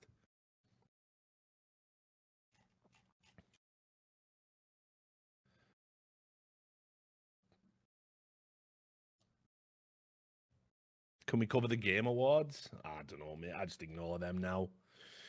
I got in touch with, what's the name of the geezer who runs it? That Jeff Keighley or whatever he's called? I got in touch with him last year and said, like, just stop doing esports in your fucking Game Awards because you haven't got a fucking Scooby-Doo and it's just embarrassing yourself. Like, you know, the things that you're giving out are just clearly designed to drive eyeballs, just a fucking bunch of woke bullshit. If you're not going to get any fucking experts about esports on your panel or as a consultant, just don't do it. We don't need the attention. Like, no one gives a fuck. So I don't know how well he took that. So, the awards to Thorin. What do you mean? Thorin got an award? What are you talking about? There's no way Thorin got an award at the Games Awards, mate. There's no way, like. Oh, here we go. This. Woo, this looks funny. I can't wait for Sam to play this. That's a fucking banging leak. Oh, Wee Freeman's just sent me a link here. I haven't even watched it yet. But it's just a clip that says Channel 4 has descended into hell. Like, it looks like someone's just about to full mauled and cry over the results. Oh, like, Judge Rinder, mate! Judge Rinder out of nowhere! Yeah, hello, Judge Rinder! Are you in? You want to think you won this? Right, yeah, 3, 2... As if that guy just sat there like, what the fuck is this? How is this election coverage in the UK, by the way? I know, why is Judge Rinder a comedian? Yeah. Move on. Like, and you've just got this baying crowd of morons as well. Like, blah, blah. Like, holy shit, that is fucking awful. Imagine watching that like all night, mate. That's just fucking gonna blow my mind. Hello, Judge Rinder. Still, but why is Judge Rinder and two comedians doing this? So Nish Kumar and what is Kathleen something? Fuck, what's her name? She's really famous. I can't remember. Catherine Ryan, that's the one. Catherine Ryan. Yeah, Catherine Ryan, Nish Kumar, and then fucking I don't even know who that mad conservative cunt is, man. And Judge Rinder. Political commentators, mate. What do you think of this Thorin tweet? I love it, mate. I love it when Duncan fucking just tees off. Like, the thing with Duncan's Twitter is like, well, my Twitter, it's a carefully contrived kind of thing, right? Like, you know, it's just like, I'll give very rarely an opinion. I'll argue with morons for my own amusement, and I'll link my fucking content. Like, but just look at this fucking tweet from Duncan, where he just says like, he says, it's unlikely I'll ever do another Reddit AMA because the mods on both subs have gone out of their way to violate their own rules repeatedly and allow witch hunts and even direct insults to put on there about me over and over. The sub is for people who click links. The 100 or so emotionally damaged scum who think it's their version of the Joker movie and they're going to give any known person what they deserve can scream into the void from now on. You made your hell. Now live in it. Oh, Duncan never fucking change. Oh, why am I saying that for? He isn't going to change, is he? Been this way ever since I known him. There you go. Yeah, we'll get some Thorin thumbs up in the fucking chat. Scum. You emotionally damaged scum. Should teach your kids they're vermin. Reddit the ones are vermin. Vermin. Filthy vermin. Vermin. It's unreal. God. Fucking how's this happened? Like, I'm just looking at the numbers. Like, mate, some of the memes that are coming out are unreal. Like, you saw that one I showed you earlier, didn't you? Which one? You know, the fucking monocle and bowler hat. Like, did you show that on stream? No, I'll show it now. Yeah, this is should probably bring up fucking Boris hiding in the fridge as well at some point, mate. If we haven't come. Yeah, we'll play that. Boris having a hide in the fridge. It's not as embarrassing as people make out. Like, the clips we've shown him are fucking way worse. Mate, you are hiding in the fridge. Yeah, but he was visiting. He was visiting a place that was an entire fridge. Like, the whole building was a fridge. So what's he gonna do? Like, he didn't hide in like a fridge, did he? He hid in a refrigerated building. Like, so I'm just saying. Still, but yeah, that is literally what's going on. No. Oh, it's fucking banter. Oh, mate. You got to laugh, haven't you? You got to laugh. I can't wait. Oh, hang on. We got to start looking at all the fucking demagogues, like all the people. Like, I bet Owen Jones is having a fucking meltdown. Like, I bet Owen Jones is having a meltdown. What about Diana Abbott? Like, I'll check Diana Abbott's Twitter. Let's have a look. Oh, he haven't got a Twitter. He's sad. Oh, he's really sad. He's really sad. She's silent, like. Yeah. Oh, here we go. The guy as well who spent all this time saying anyone who voted for Brexit is racist did the classic like Lacey Green style turnaround. Like, check it out. For those who don't know, Owen Jones is like your classic fucking pathetic, or screeching leftist, constantly lying for attention. Like he faked. He said he got beat up because of his political views outside of a pub. In reality, he got a slight scratch off a guy after a scuffle when they were arseholed. There's no evidence it was politically based whatsoever, but he took to Twitter to just fucking lie about it anyway. But I'm so sorry, guys. Just utterly devastating. Brexit just smashed us. Keeping together an electoral coalition of Remainers and Leavers as the country bitterly divided just became impossible. Yeah, it is, mate. It is. Because the reality is, whether you want to acknowledge it or not, there's no need to keep a coalition of Remainers and Leavers together because Remainers lost. Like, the position of Remainer is like, I don't know, it's like me saying, well, I did like it back in the fucking 1920s when we had all these laws that no, they've gone now. You're living in the past. Like, it's so absurd to me to, like, say, well, I'm a Remainer. No, but irrelevant, isn't it? Like, you fucking people voted to leave. So... doesn't matter what your policy is now after the vote. Like what you were voting on when you went in was fine.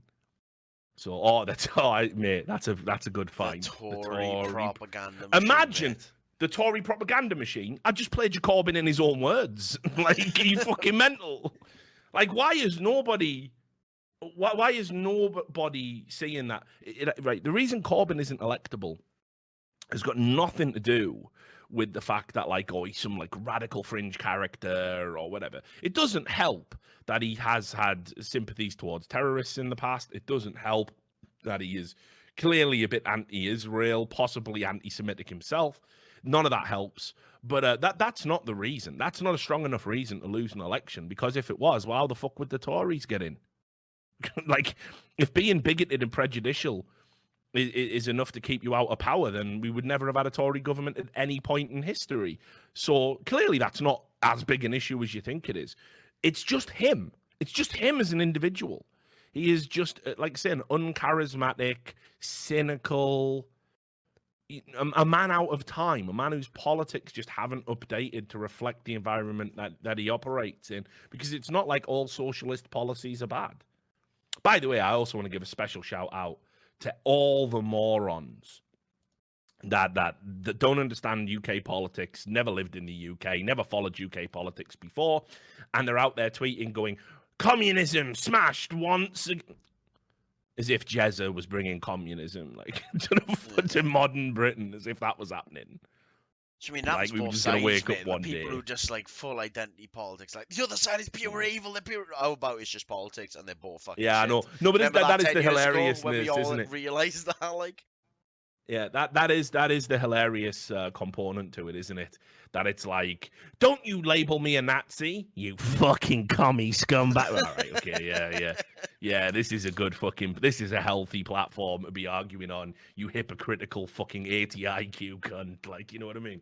Are you fucking serious? As if fucking hardcore communism is, like, ever coming to a Western country anytime soon. Like, what the fuck is wrong with you all? Like, wanting people to have, like, better access to healthcare sounds like socialism to me. Yeah, it does a little bit. Yeah, you're right. Like, but God, we're not gonna have a little bit of that. God forbid we have some people. It's all if you ever like. If you think we're going to get, like, some Stalin-esque figure, it's going to be fucking asset forfeiture and wealth, all the commie larpers, right, with their fucking fists and, come on, comrade, love you, comrade, we're going to smash the system, comrade. They're pathetic. They're like, it's a fantasy. They're never going to eat the rich. They're not coming to get you, because politicians play within a very limited amount of parameters, right? You can only go so far left in the political system. The machinery that exists around it will not allow you to go through. They're fenced off the same way you are, you silly cunts. All of those people that are like, yeah, we're going to smash the system, eat the rich, kill the landlords. Like, fucking hell. Are you fucking serious? None of that's happening, is it? You don't need to stand up to it, because it can never possibly happen. But, poorer people getting a bit of a better deal, that's not a bad thing, is it? Majority of people are fucking poor, so why not? It's so pathetic. Like, I see all these American commentators, like, man, there's some bangers out there. I should find all the people that are, like, full MAGA, and they're fucking just talking about, like, British politics for this, like, one day of the year that they're going to talk about it. You're smashing communism. Well done, Britain. Like, yeah, brilliant. Yeah. Have you seen the video of Boris Johnson? He makes Trump look fucking coherent. What are you fucking talking about? You know, I can't. You see that story about that fucking BBC journalist that just made up a lie? Did you see that? No. I'll find that for you now. Basically, there was this journalist, Laura. Well, what's her name now? Laura. Someone will put it in the chat in a bit now. If I keep saying Laura, begins with a K. Laura Kuensberg. That's it. So what she did is she just had a lie. She claimed that a Conservative like aide or assistant got punched. Yeah, I saw that. Yeah, right. And trying to obviously like portray their stance as like sympathetic, right? But actually, the aide walked into someone's arm. Get punched, like. Yeah, and didn't get punched at all, and there wasn't an assault. Let's see if I thought I bookmarked it, but obviously I haven't. And now because of that, the well, I mean, she's fucked. She's got to leave, like, be fired from the BBC. She fucked up a bunch of stuff because now the BBC might be getting investigated, not because of that lie, but what she did is she broke electoral law because she leaked postal vote information. So hang on, we'll do the old bit. We'll do the old bit about this cunt. If you ever wonder, right, about the BBC, okay, I hear a lot of people tell me that the British Broadcasting Corporation is some sort of institution that needs to be protected and preserved, and the license fee makes it completely independent and not beholden to government.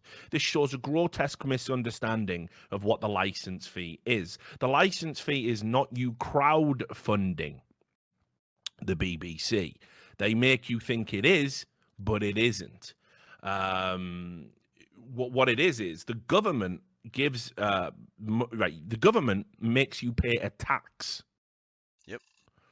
And the tax is to have broadcasting equipment of any kind, and that means that, you know, you might never watch the BBC. You might not want to watch the BBC. You might want to boycott the BBC. But just because of the existence of the BBC and a special deal it made with the government way back fucking when, you have to pay this tax, whether you watch the BBC or not, and they are the sole recipients and sole beneficiaries of that tax. ITV don't get any. That's why they got commercials. The people who make your TV don't have any. Your ISP, if you watch it through the internet, don't get any. Just the BBC get it, and they pocket all of that cash, and then they pay Graham Norton $10 million a year with it, in the name of journalistic independence. But because it's a tax, the government can take it away anytime they want, and multiple governments have threatened that down the years. And most recently, going into this election, Boris Johnson himself said we might have to take a look at how the BBC is funded and have a look at the license fee and potentially abolishing it, right? So it's no coincidence, none whatsoever, that the BBC will essentially take it easy on whoever's in power, whether it's New Labour, which they absolutely did, by the way. Tony Blair led us into a completely illegal war that was said by Kofi Annan to contravene the UN rights, and was declared by multiple world leaders to be a human rights violation. You know, the BBC took it very, very soft on New Labour when they were in power. So, because at the end of the day, if you don't, the BBC doesn't get its money, and what they're going to do? All the people they employ, all the shows that they make, can't be funded anymore. They'd have to go into the free market and solicit advertising and stuff like that, and they're not equipped to do any of that stuff. So the BBC don't want to fuck with the establishment. So the idea that the BBC is like some independent journalistic thing it's a lie. Yeah. It's been a lie for decades. So anyway, I'll show you this Laura Kuenberg thing. Oh, Kuenberg, sorry. Here it is. This is what she claimed was a Conservative aide being punched. And she literally reported that as a matter of fact. So, 3, 2, 1, it when you're ready. 3, 2, 1, go. For your wardrobe, shame on you! 10 years of underfunding this system! We do not want you in this city! We do not want you in this country! welcome in this proud hospital. You are not welcome in this hospital. You are not welcome in this country. Sleeping on the floor of hospital. And you look after these people. They've devastated our country. They've absolutely devastated. Did you miss it? Did you miss the punch? Yeah, I guess so.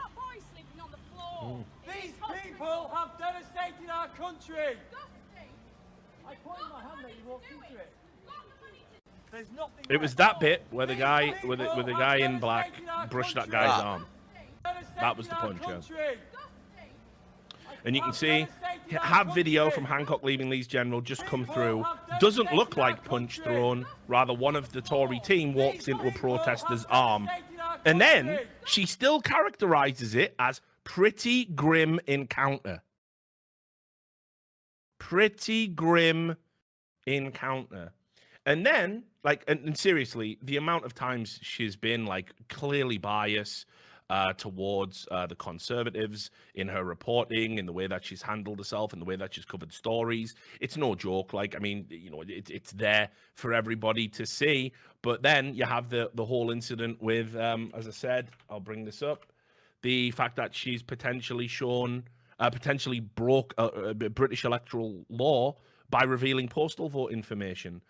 So this is the stuff. I'll give you the iNews. iNews is the spin-off from The Independent. It's like basically a digest of news. It's way better than The Independent itself. In fact, the best thing that they put out is probably the iPaper. It's way better if you need to get a news fix while you're commuting. It's very cheap, and you know you can get like a good digest on all the big stories of the day for a low cost, and it doesn't seem to be informed by all the biases and terrible reporting that The Independent is.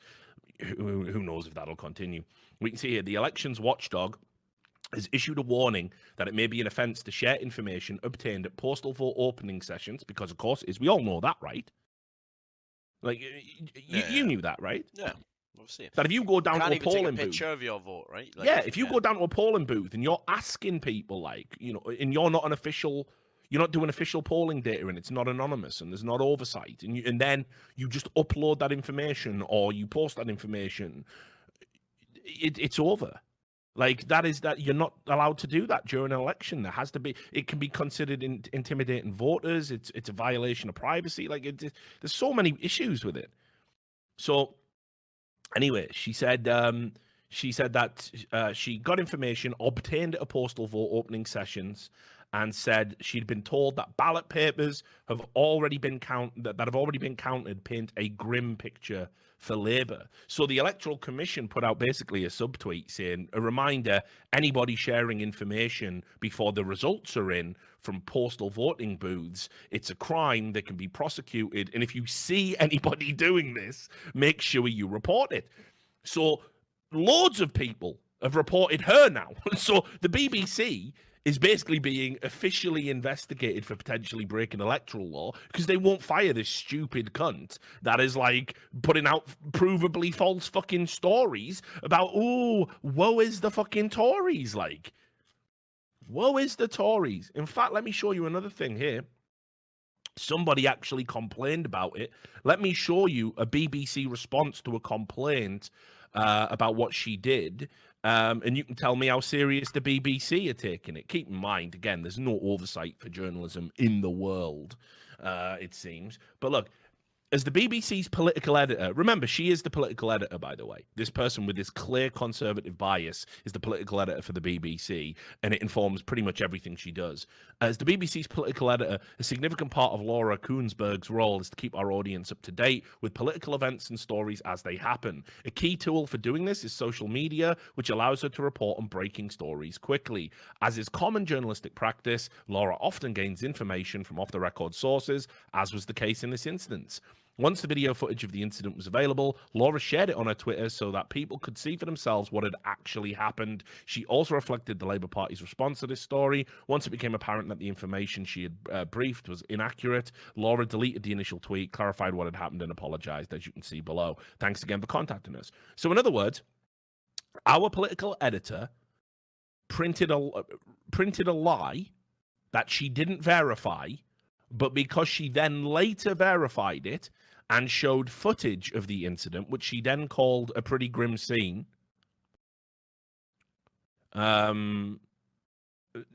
it's fine. Nothing to worry about. This couldn't possibly unduly influence voters, influence an election. Like, during an election, you think journalists would have their fucking shit together. So it's like the time for accurate reporting is then. But of course, obviously, doesn't work like that. There was also, I mean, like just other stuff going on with her. Like, I'll show you the tweet just so you can see as well. This is the subtweet the Electoral Commission put out. Basically, like it's clearly about her and the BBC. It's just ridiculous. And keep in mind, by the way, she has inarguably violated electoral laws and like absolutely needs to be investigated. If she'd sent a mean tweet talking about some, unpalatable statistics, she would have been investigated by the police that morning. Yeah. You know what I mean? That's modern Britain. That's the fucking state of it, mate. It's just so mind-blowing to me, like, where we're at. So, yeah, the BBC have had a fucking shocker in terms of election coverage this time around. And it's quite telling, isn't it, that the best thing about them is, like, the Andrew Neil interviews, and Boris Johnson fucking swerved them so they didn't even get both leaders on. If only fucking Corbyn had seen so far in the future, eh? Fucking hell. Man, there's some fucking there's some shit coming on. Like, listen, this is look here, listen. Yeah, listen. Look here, listen.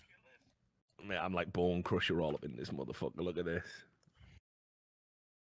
People holding these are campaigners for climate, against global warming and climate change, holding a candlelit vigil outside the Tory campaign HQ. There's about 8 of them. Like, oh my god, that's a light the hell vigil, mate. You're just holding lighters outside in the rain, mate. Again, get your monocles out. No. Let me tell you, if you thought Jezza K was going to fix fucking climate change when the cunt doesn't even have the fucking...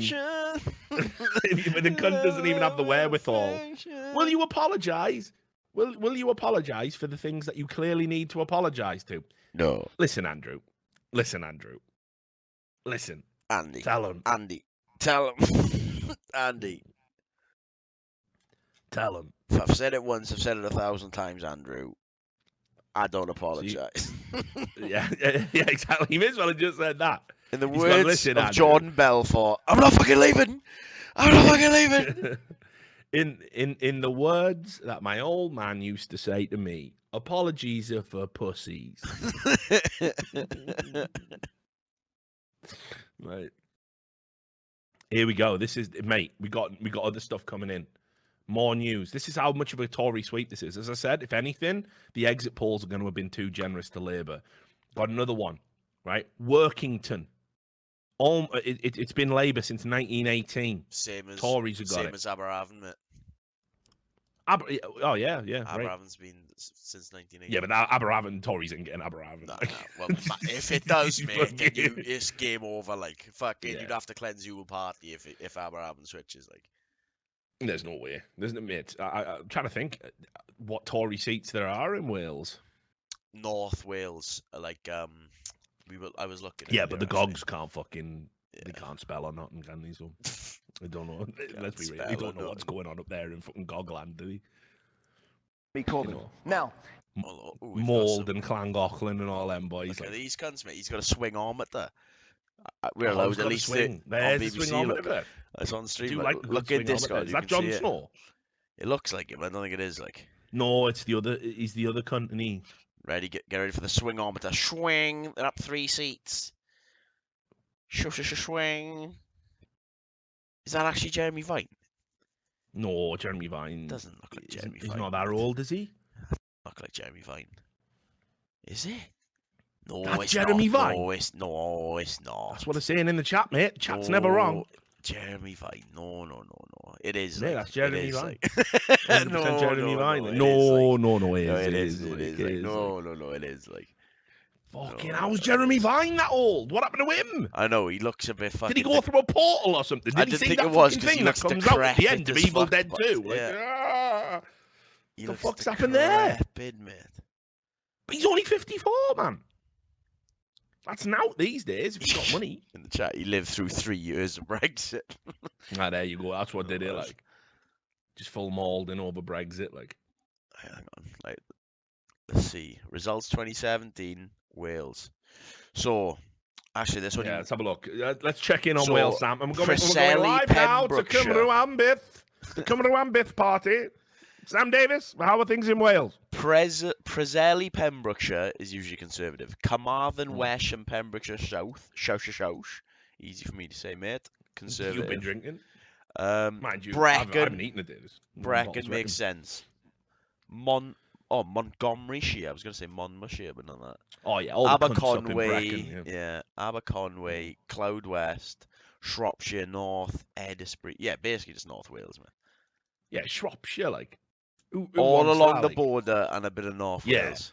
That's what I mean, because it's where all them fucking cunts, all them English cunts, bought the fucking homes, like. The question is, like, are these Plaid Cymru's going to swing to Labour? It could make it interesting, like, if all of these say, actually, I don't want to have Welsh independence because that's mental, and decide to go Welsh to Labour. independence is a nightmare, like, mate. Could be a different story, like. Mate, I can't even independently look after myself, like, so how the fuck are we independently gonna run a country? Like, it's it's alright, actually. But it's like I said the other day when we were talking about it, when the Scottish when the Scots were talking about independence, they were like, okay, well, you do know you'll have to reapply to be in the EU, and you'll have to apply for all of them loans, and you'll have to... it's alright, actually, we'll stay in Britain, we'll have our cake, Andy, if it's all the same we all, like.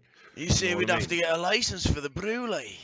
Yeah, mate, you'd have to get brewing, like, you'd have to set up a fucking food agency and brew all the ingredients. If you left the UK, actually, the Tennent's breweries would all shut down. No!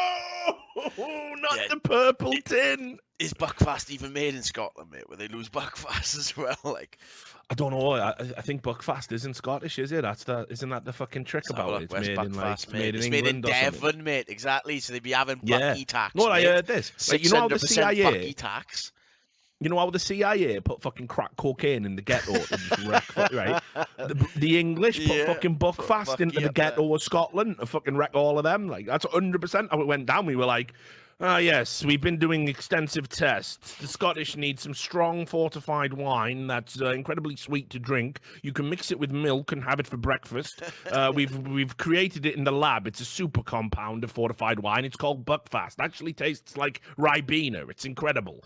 The Scots won't know what hit them. Yes, another 60 years of imperial rule over Scotland, sir. Won't they stop drinking it? Here's to the Queen. So won't they start drinking it near the border? Yes, but it's only the north. Fuck them. They can join them. Yeah, exactly. All the north just wrecked, man. And all of Scotland was like civilized, going, thank God we live in this. I can't do a Scottish accent very well. Thank God we live in this fucking glorious utopia. What's this? Buckfast? Never had it. Glug, glug, glug, glug. And that's it. And then modern Scotland was born.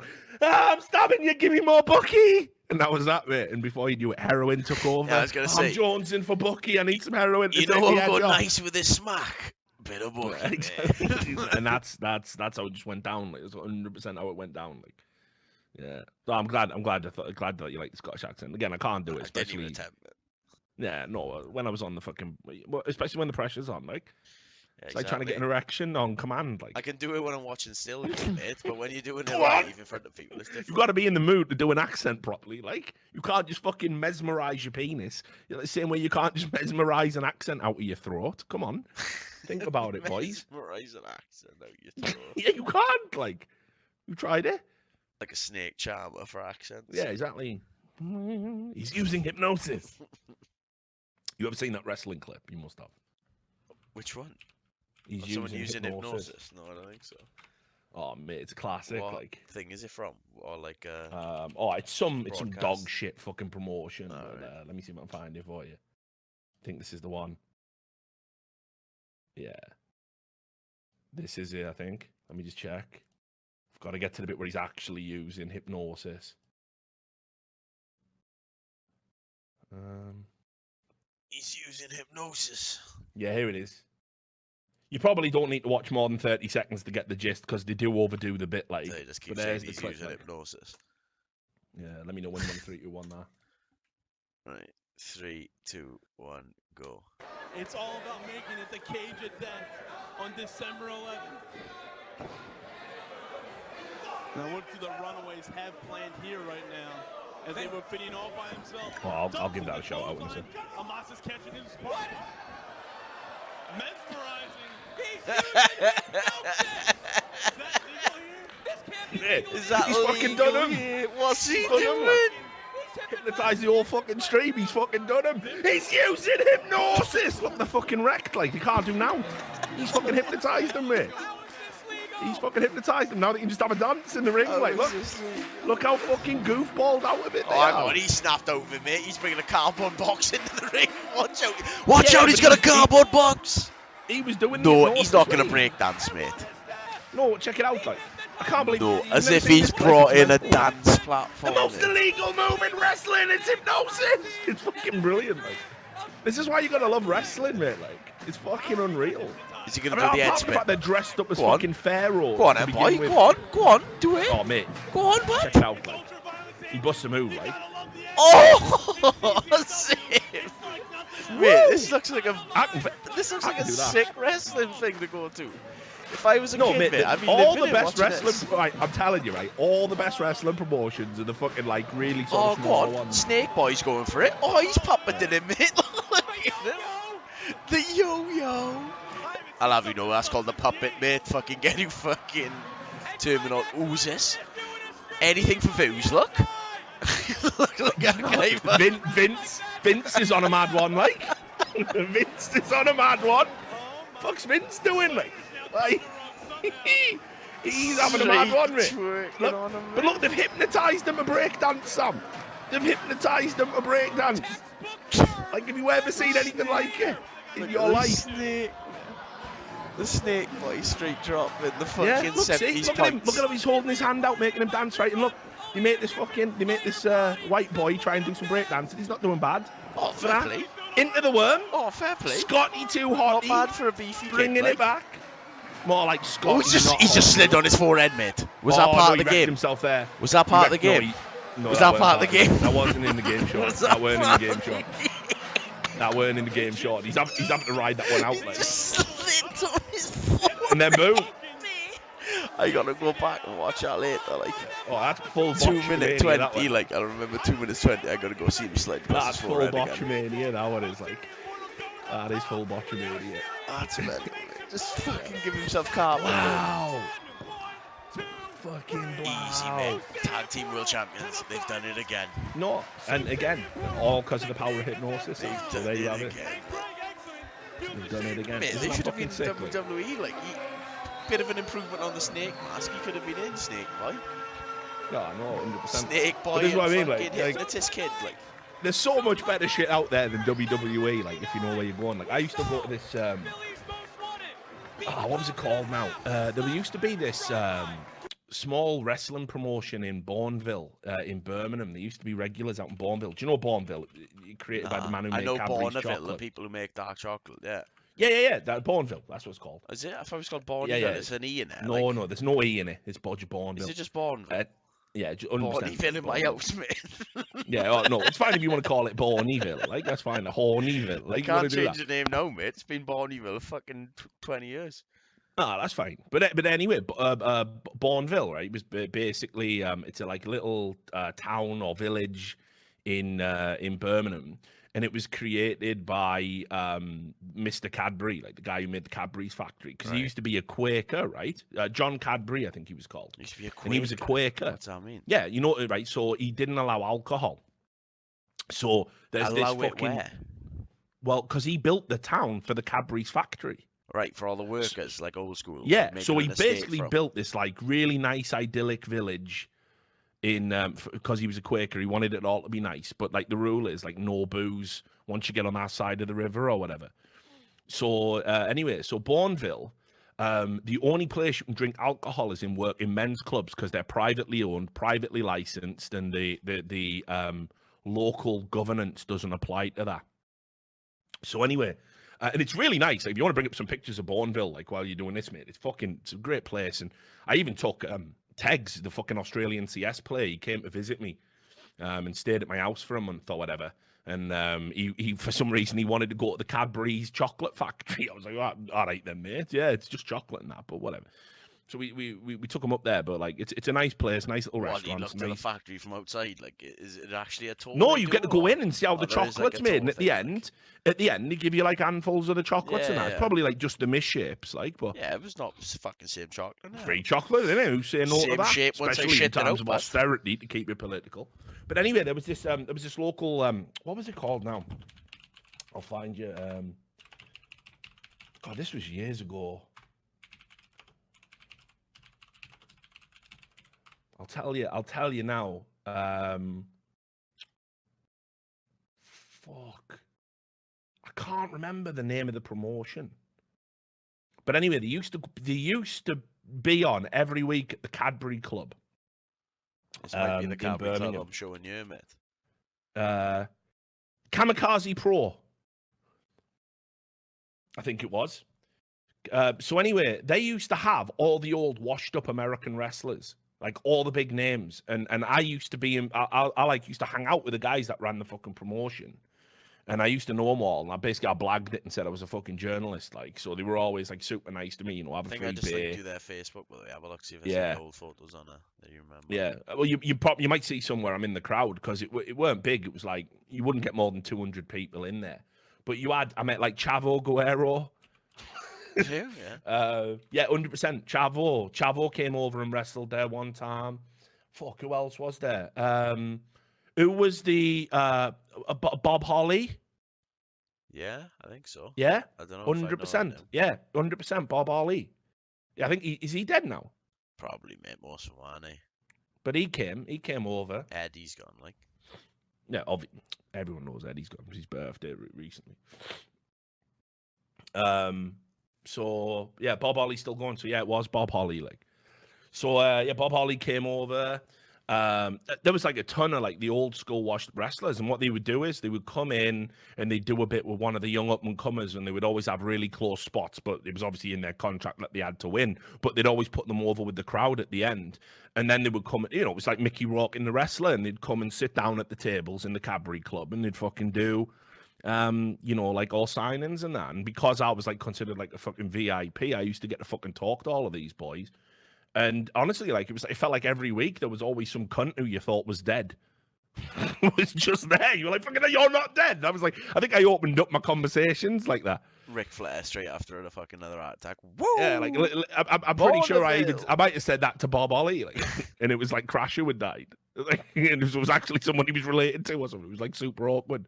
Fucking hell, I thought you were dead. Nah, that was just my brother. Like, that's a rough opener, isn't it? But anyway, it was fucking.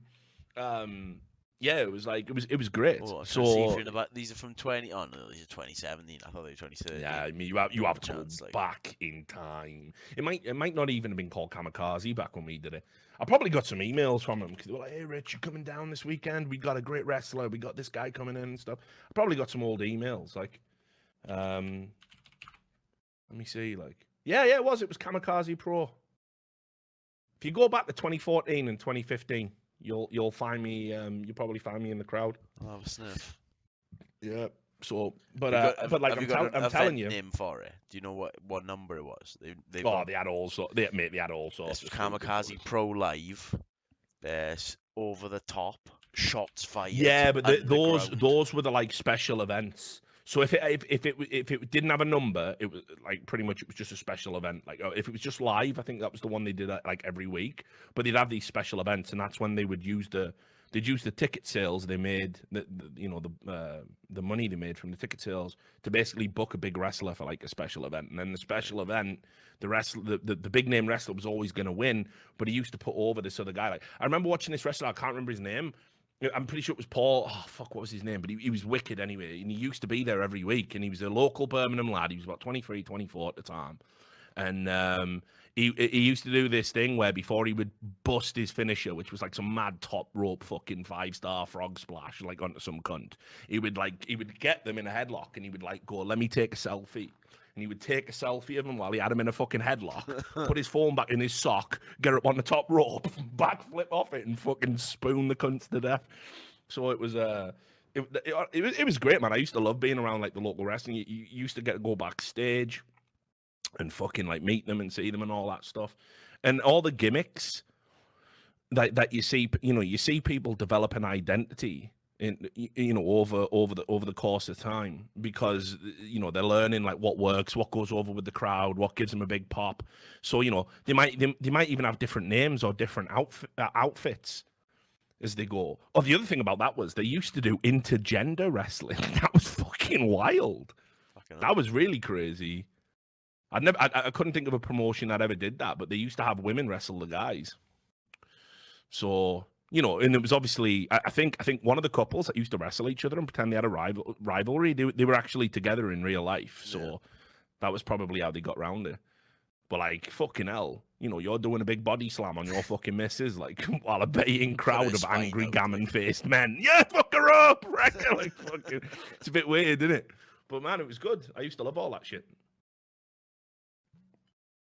I mean, I got in touch with, because I used to want to write about wrestling when I was doing like sports and stuff, And I remember reaching out to that guy who does Botchamania, and he was a bit of a cunt about it, like, because he had a website, and Botchamania is like this. It's done by this guy from Middlesbrough called Matthew, with like 2 F's, and he basically takes. He's the guy who did the legendary Steinermania. Hang on.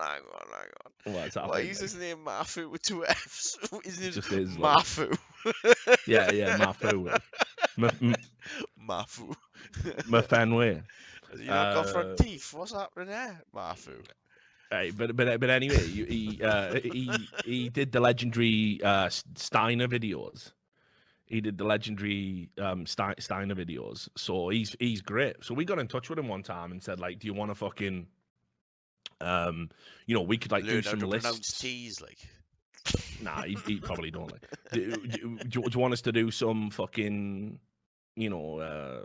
content for your website and that? And like me and my boy Gareth will just write you some funny lists. Like, we're big wrestling fans. Like, well, and he was just really fucking snooty about it. Gave us the runaround, then didn't talk to us, and then months later got, "Oh, you still up for doing it?" And I'm like, "Well, nah, because you acted like a cunt." So fuck that. It's a shame. But yeah, I always wanted to do more in wrestling. But then as the esports thing started getting more and more important, and other stuff kind of took over it, and moving out to America, it's just been like harder and harder to kind of follow. And there's just not enough hours in the day, Like, I couldn't tell you who's the fucking belt holders in fucking WWE right now. And that's probably the first period in my life. I literally haven't watched WWE in any capacity for years, and I used to love it. Yeah, it used to be one of the big things I did. Hang on, I'm just having a look at this clip. Someone just sent me something.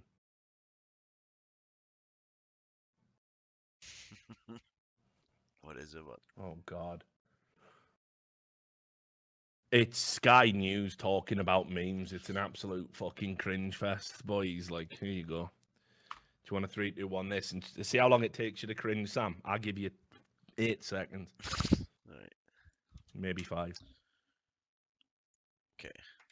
3, 2, 1, go. Interesting, because I think what we've seen in past elections is that memes have been kind of so much done by the electorate and the people kind of paying attention to politics, whereas this time we've seen much more, especially with Jeremy Corbyn, that he is kind of taking things into his own hands, and his team and Momentum are kind of doing that work for him, I suppose. So, for example, a post from today, I don't know if we could bring this up.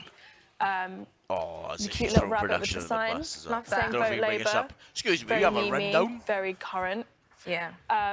So he's really kind of been, I suppose, one step ahead of like users already making their own memes and kind of doing that work for them. Look, I'm Do trying you to think get that kind of zoom takes in the on that fun out of it, rabbit. though? Zoom Because in I on think that for fucking me, rabbit. let's throw it back to 2017. What was really fun was that Very these memes were meme-y. kind of very organic and very much.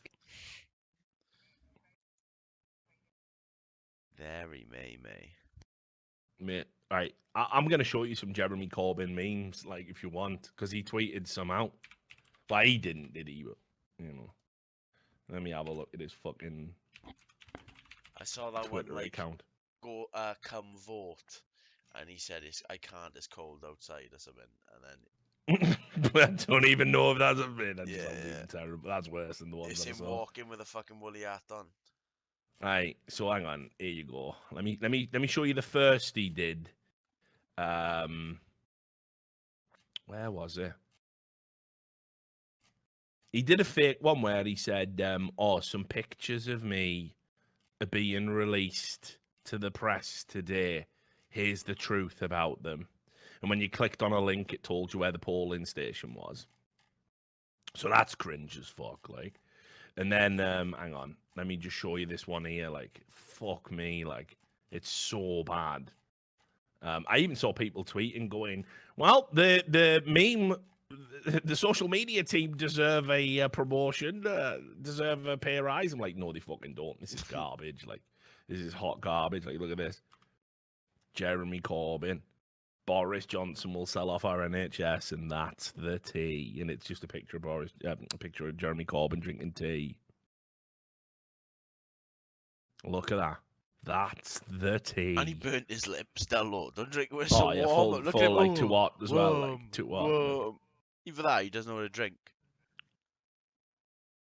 And like 67,000 people think that's banging, apparently. Like, and that's the tea. I bet there's loads of slay queen. Someone said no, he won't, and that's the truth. And went, okay, boomer. Rough. I know, yeah. This aged well. Drop the classic. This aged well. I am just saying as well. Like, by the way, you can have you noticed there's a lexicon now that cunts use, and you can just tell straight away who's a cunt based on what they say. Like, this aged well. That's the tea. There's a lot to unpack. It's like, you're a cunt, like. Like, full on. Like, you are using the language of empty vessels. Like, you've just got nothing in your head.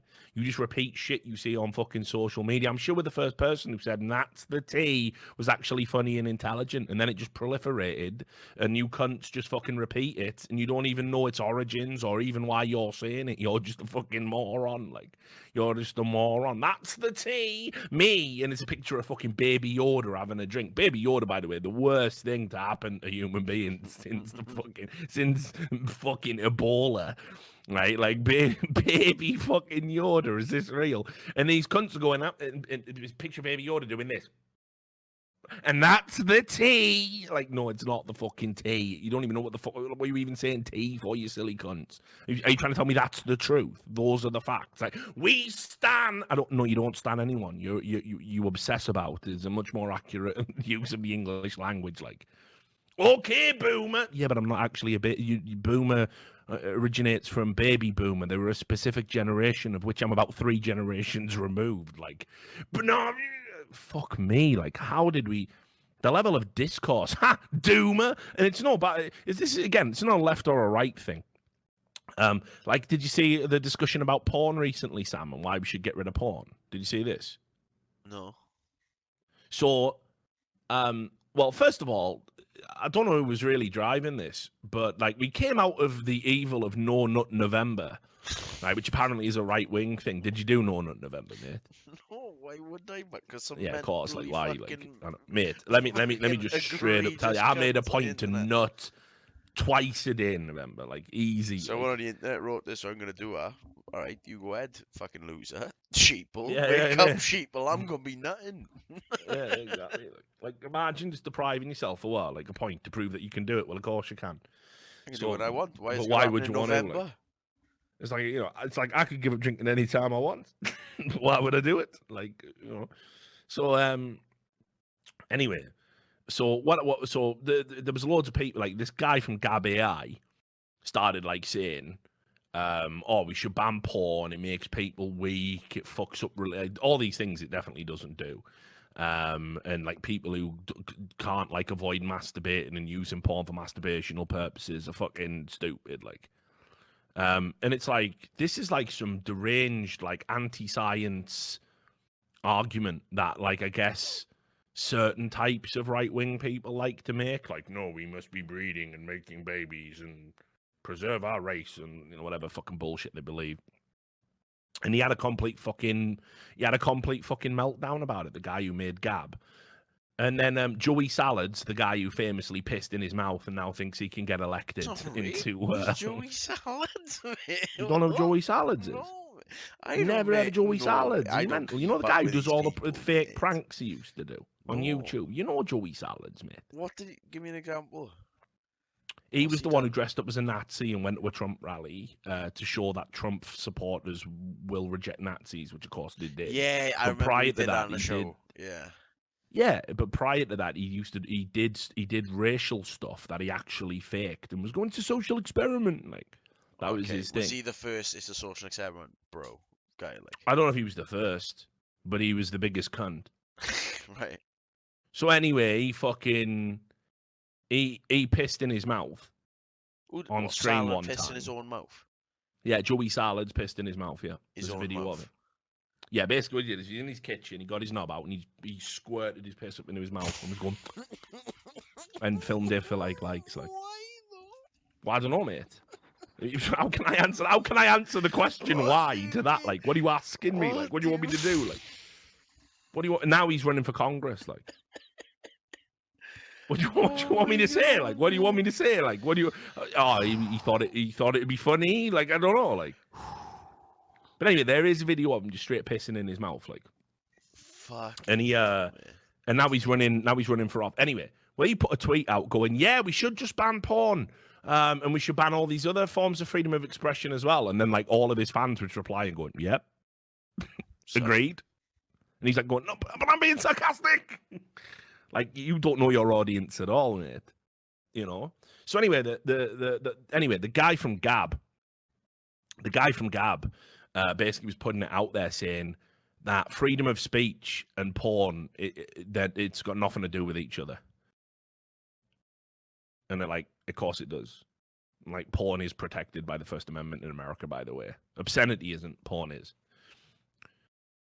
So how can you make that argument? But he was full having a meltdown making that argument. And then at the end, when he got fucking wrecked, he turned around and he said, what was he said? He turned around and he went, yeah, it was just marketing. We've had an additional 4,000 users on Gab. Well, you've doubled your fucking user base, have you? God. Incredible as well, you see. The reason this all started was Gab claimed to be a free speech platform where they wouldn't ban or suppress anything.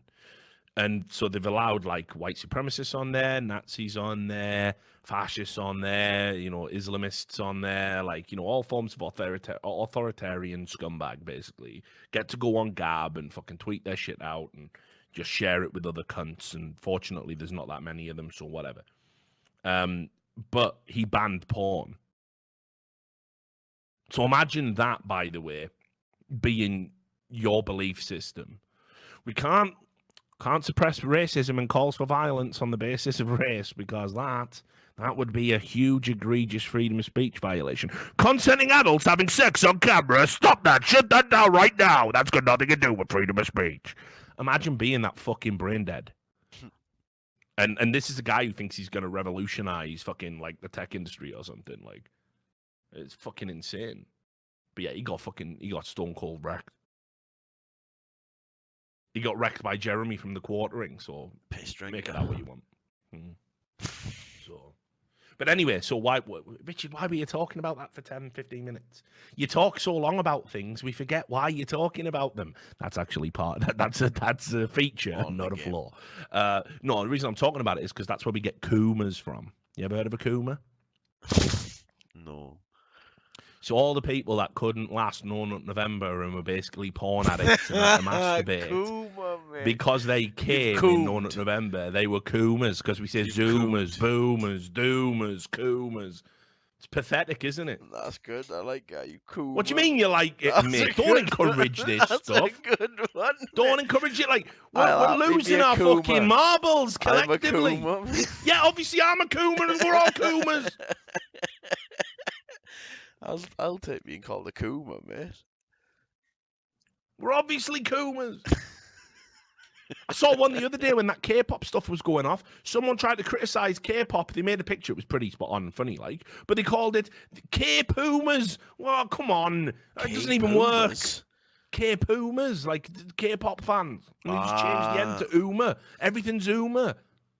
Because everyone's a moron.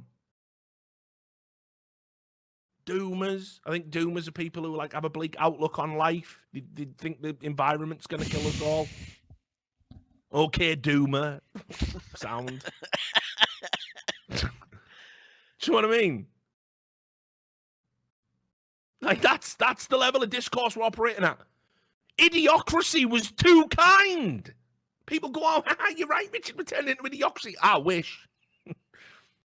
I fucking wish. I wish we were living in an idiocracy. That would add about 10 average IQ points, I think. No, and also, can I just say, do you know another cunt I hate, Sam? Another type of cunt I hate. This is I know it was meant to be an election scene, but whatever. Yeah. Cunts I hate by Richard Lewis, aged 12 and a half.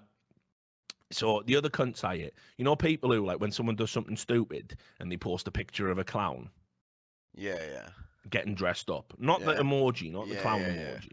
But they always go like, Kingstar getting ready to log into his Twitter account and it's the clown putting on makeup. Hate you, cunts. Stop, like. Not funny, like. It made me laugh. I can't even I think me and you are two different people, Sam. I think we're fundamentally incompatible. Look, it depends on the tweet. This is the stumbling block at the end of the show. Like, it depends on the tweet. Yeah. Some of them have no, it's garbage. It's just garbage. It's just an overused joke now. Well, I am a Kuma, like, so. Yeah, you are a Kuma and a Zoomer. It's just ridiculous. And I got a hot air balloon, so they call me a ballooner. A bloomer. I like flowers. Bloomer. It's unreal, isn't it, mate? It's just unreal. Like, and I see it all the time. And you just scroll down, like, go on any hashtag now, right? And it's just the same thing. That's the tea. That's the tea. Let me... A thread, because there's a lot to unpack here. Ha! This person using their Twitter account right now. Like, fucking get me out. Like, there's not an original thought on Twitter, is there? You're all just morons repeating the same fucking jokes ad infinitum. That's all it is. Like, it's all it is. Every hashtag, every debate, the level of fucking discourse. That's all it is. Has anybody said anything original on Twitter? If they have, show me. I need to see it to fucking reestablish belief. Shut up, boomer. Shut up, doomer. Shut up, Kuma. This is the world, man. I'm cooming and dooming and booming all at once. I can't deal with it. And then you wonder how we end up with fucking Boris Johnson and Jeremy Corbyn, king of the fucking morons. Like, king of course. Of the Kumas. Yeah, king of the fucking Kumas. King Kuma. Fucking ridiculous. See what's happening in this election, Sam? No, mate. I noticed that there's Labour's been down 7 seats for roughing it. Oh, down 8. There was no way we were ever making it to the end. Like, what time is it for you now? Like, fucking 2 a.m. past 2, like, close to bedtime. Yeah, well, you just say when it's bedtime, you can just turn off the stream and I'll just fuck off. I could just turn it back on and just sit here drinking, just rambling and clearing about doomers and boomers and Kumas and zoomers. There you go. Another one coming in. I do love now, this Laura Kuensberg trying to pretend like she's not fucking loving every minute of this. I bet she's fucking... I can't even finish that sentence. But anyway, Labour has lost Lee in Greater Manchester. That's astonishing. Majority of more than 9k disappears. She'll be sitting on the washing machine. On in Wigan. She's sitting on the washing machine, man.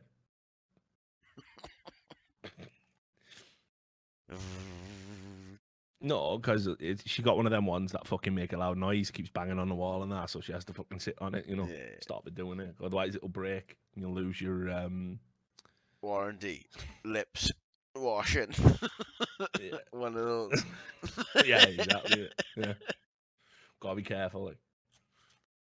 Fucking hell. Oh no, what's this? Like, why? Yeah, that.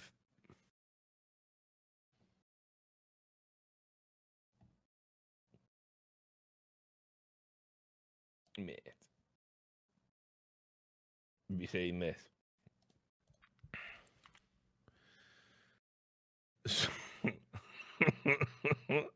This was just posted by South Australian police. Someone's having some copper's job is having to track down a fursuit. Someone stole a fursuit and reported it to the police, and the police have had to put out an APB. There's been a robbery. Mate, they've had to put out an APB on a fucking fursuit, man. Imagine being that police officer's job, like just waking up. Yeah, we've got a big case for you today. Oh, what's that then? Well, this fursuit's been nicked, like. Oh, God.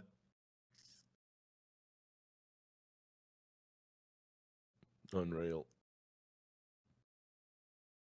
Imagine having to give that photo to the police, by the way. I'm hoping when they took that photo, they did two things. First, send it to the officer that's got to investigate the theft. And second, put it on file. Because you'll be seeing this guy again. You'll be seeing that suit again in your fucking later case files, no doubt. Mate, you know they give it to the guy who's like, they just roast him all the time in the office. Like, oh, we got a big case for you, Steve, mate. Yeah, mate, I know as well. Imagine being up to bat for that fucking investigation. Like, oh, there's been a big robbery, Steve. Like, been a big robbery. We got it for you. Oh, what is it? A bank job, is it? No, it's private domicile. Expensive piece of equipment stolen from a house. Here you go. It's a fucking fursuit, you daft cunt. Fuck up, Steve, you mad backwards cunt. Crikey. Fucking. Yeah, Steve, you're a cunt, mate. Yeah. All right, Dick. Fucking hell, calm down. I have you on the show for an interview, and this is how you behave. What's been going on in the Game Awards? Have they announced any winners or anything yet? I looked earlier, there was no. So the Game Awards are taking their sweet time, which like it's just going to be what's he called? Kojima like just wins all the awards because there's 100% bias and bullshit going on there. Just saying. Have you played that game you put out, that fucking Death Stranding? I'm gonna get it on PC. Oh, don't bother, mate. Why? Is it shit? 100% shit. But surely it must be alright as a story. Story really that's bad? Actually the worst aspect of it in many ways. I haven't looked at any reviews. Like, you're just basically a fucking DHL delivery guy, like, but for like Souls or something. Yeah, but it's a story. That's what I mean. And the game plays. You've got an off all over. Ooh, rough. Like. Yeah, you loving it? That's like, yeah, you're just a delivery. You're just a delivery guy for like baby Souls. Good, like. Yeah, you just got to balance a bunch of stuff on your backpack and that's it. There's a monster advertisement halfway through.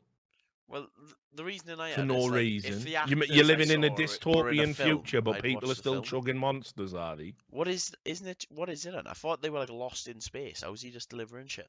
Oh, mate. Fucking the plot's lost in space. Nothing else is. The plot never arrived. It's like you just play through doing all this shit, and then you get like a fucking 1 hour like exposition dump close to the end. Boss fights are shit. It honestly don't, man.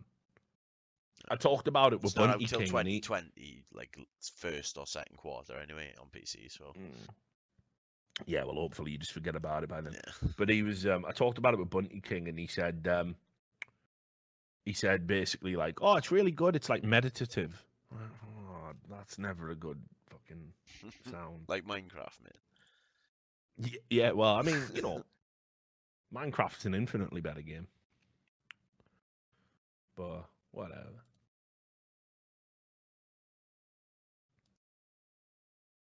Owen Jones, another classic tweet. What the fuck, man? I don't know what that means. But I'm literally now. The stream's already devolving into like dumb shit I see on Twitter. Since it's like there was no conceivable way we could just power through and do an actual. Oh, there you go, Swansea East. That's just come in. Labour hold. It's really good actually because they had a celebrity represent Labour in Swansea East. Dame Edna Everage. No one even knows who that is. Do you know who Dame Edna Everage is? I bet you don't. Well, let me just show you a picture, like, and you will understand exactly what I'm talking about. Hang on, let me get one where the face is looking a bit the same. There you go, mate. There it is, like. Tell me it ain't. Yeah, see? Dame Edna Everage. Played by Barry Humphries, of course.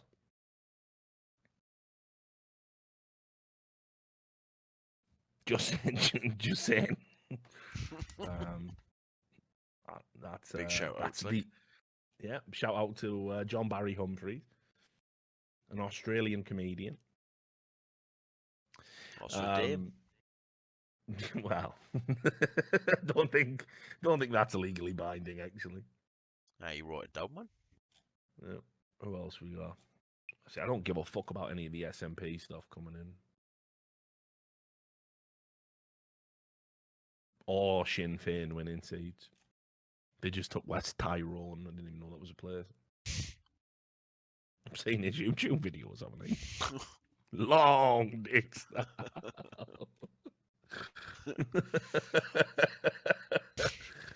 All the celebrities are running in this election, Sam.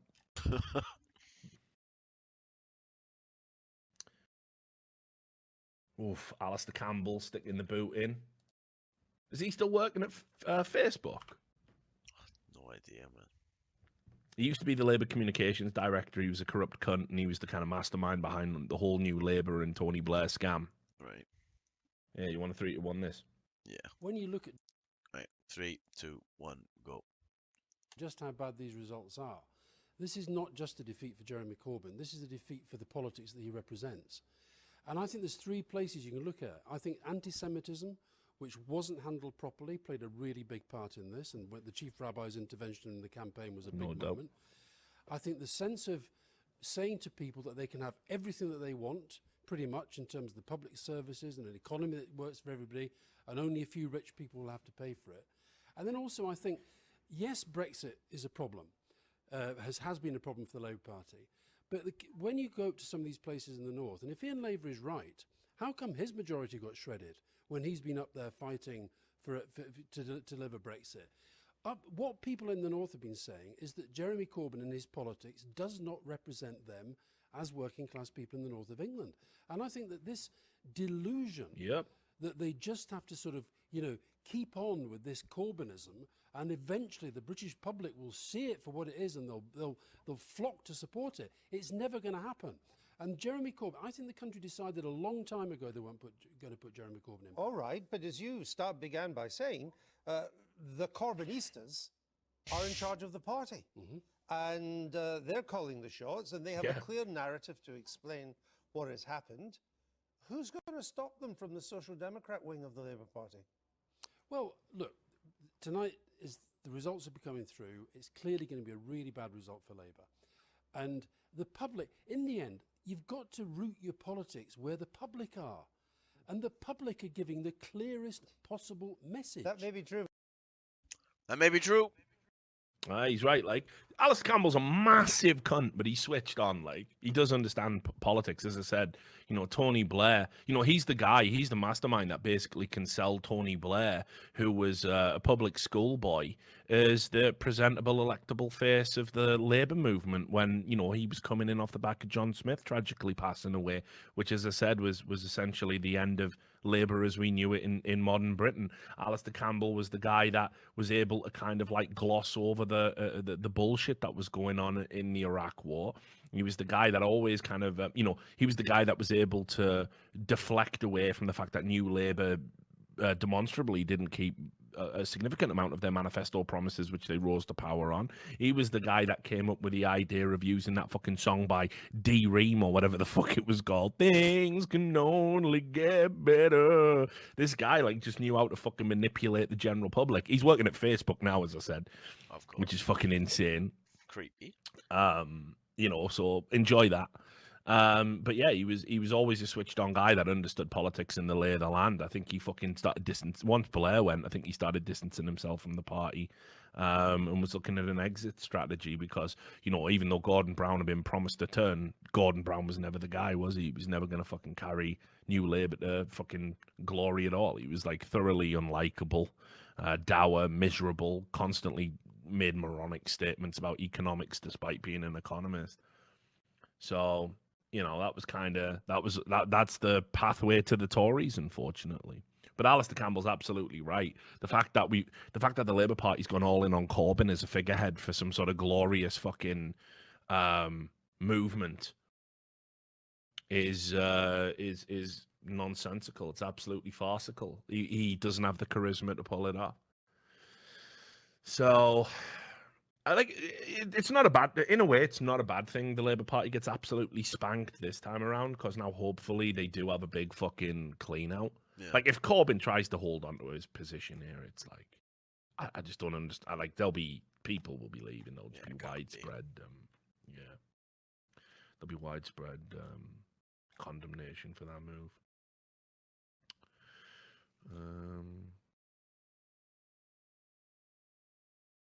That can't be right. What's that? Is he right about that? Alistair Campbell said, if Boris Johnson gets a full term, it'll be 50 years since a Labour leader other than Tony Blair won a general election. Is that right? What the fuck? Holy shit, that's fucking mental. That is insane. He's obviously right. He's Alistair Campbell. Like he knows what he again. He's a cunt, but he knows his shit. That's fucking insane. 50 fucking years. 50 years. It's fucking wild, man. Yeah, man. Fucked up. So what's your plan anyway? What are you going to be doing to celebrate the glorious fucking conservative utopia that's crashing into your world tomorrow? Don't know. Might have some kangaroo and go bed. Like I don't understand why you're eating fucking kangaroo. It's delicious, all the time. It's fucking delicious. Yeah. Why are you trying to sell me on kangaroo? I just don't understand. Tasty, but I'm just saying, if you want some cheap meat, bud, they're fucking good. Place I bought as well, they sell fillet steaks, bud. Fucking £4 for a massive bite. So I've just been living like a king, mate, eating steak and eggs every day. Yeah, but kangaroo and eggs every day. Well, steak, kangaroo, elk, whatever I get out the freezer, but it's just wild. Like I just don't know why you're just eating crazy meat. You ever had crocodile? No, I haven't had crocodile. You'll be able to get no, not crocodile. No, Sam. Let's make sure we're on the same page. I'm talking about crocodile, the animal. The oh, right. No, I haven't had that either. Yeah. Imagine, I do it all the time. My arm's dropping off. Like, no, not crocodile, Sam. Fucking hell. You know, they're doing that down in London now, that crocodile. Why, though? It's got to be other drugs, just cheap drugs, isn't it? They're just fucking people. They're just so fucking miserable in the UK, especially down in London. You can just get a crocodile down in London now. I saw an article about it like earlier this year. Here you go. UK's first victim of flesh-eating zombie drug crocodile. Bong. That's 10 times as addictive as heroin. It's not. Says who? Yeah. Only one person's died from it. Loads of people died from heroin. That's fucking straight facts. Yeah. But that was the report in the Mirror, and you can't even look at it, mate, because you show that on stream, that is 100%. Yeah, 100%, because it's just showing everyone's arms hanging off and flesh dropping off. So, that's a good question from Metallic. Why does Trainwreck's podcast start? Not when. Why? I don't know, mate. I ask myself that question every time I go on. I'm like, why did this podcast start? Who knows? Like, obviously, I think you meant when. It's in about 2.5 hours, I think. So I'm just like, say, when Sam throws in the. Do you know who's on it? I'm not supposed to do spoilers, am I? All right. But I mean, who gives a fuck? Right. Let me see. I think I'm having a look at the fucking group chat I'm in. Who have we got? That's interesting. I think I Will Dominate on tonight. Obviously Devin's always on. I think Slash is going to be on. Raj might be coming on tonight. I don't know. Like last week, he had to cobble a bunch together, like, because there was like loads of people were away or ill or like couldn't do it. So, but yeah, like I said, I'd do this week because I missed last week. Can't even remember why. I think I was out or doing something. Who fucking knows? Probably drinking. If I can't remember, was probably drinking. By the way, as well, Sam, like, you know me, like, I'm all about like skepticism and thinking about stuff, you know, in new ways.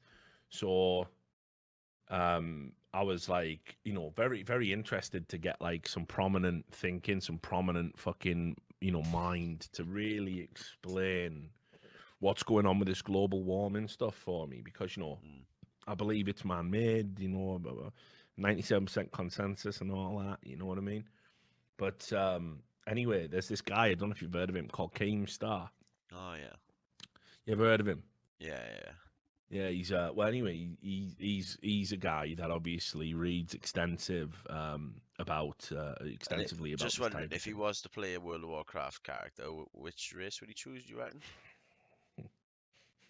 I'm just curious, like. Yeah, I couldn't tell you.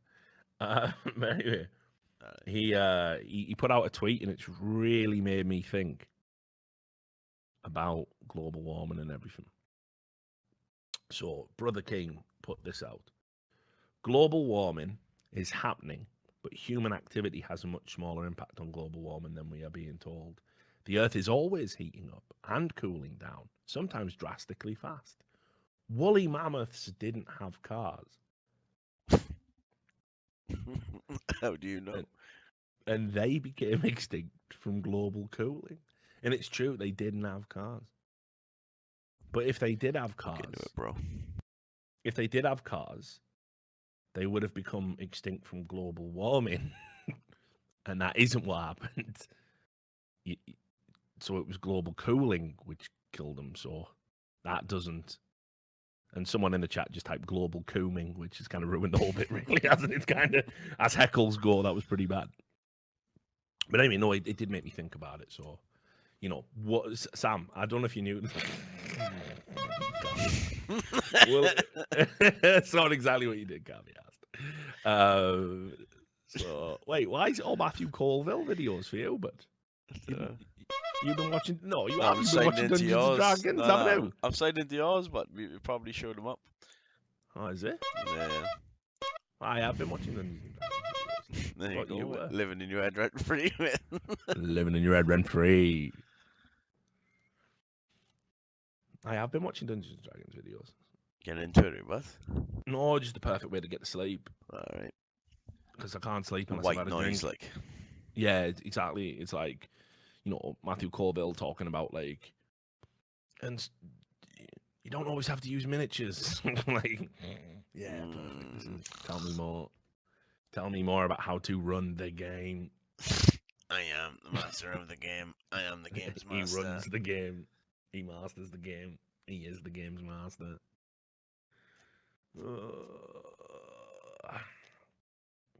Why does Booger keep winning esports player of the year for winning one tournament? Why is that a fucking Wasn't thing? the money won enough? Like, can't you just keep the mills? Is that right? Have you got to win all the awards as well? Yeah. Turns out, absolutely. Conservatives hold on to Epping Forest, of course, Southend West, Stratford-on-Avon, and Solihull. In other words, the cunt quarterly. Of course they do. They also hold North Warwickshire. Lantern, please. Lamp, please. Yeah, Darries, please. Yeah, this is going to be really bad. As I said, I think what we're going to see is we're actually going to see fucking some of the like it's going. I think it's actually going to be worse. I think the majority is going to be much bigger than, well, not much bigger, but bigger than what they actually predicted. 368 to 191. I think it'll go like 372, 375. Like there's going to be a few places that are just going to drop out of fucking nowhere. Like, so.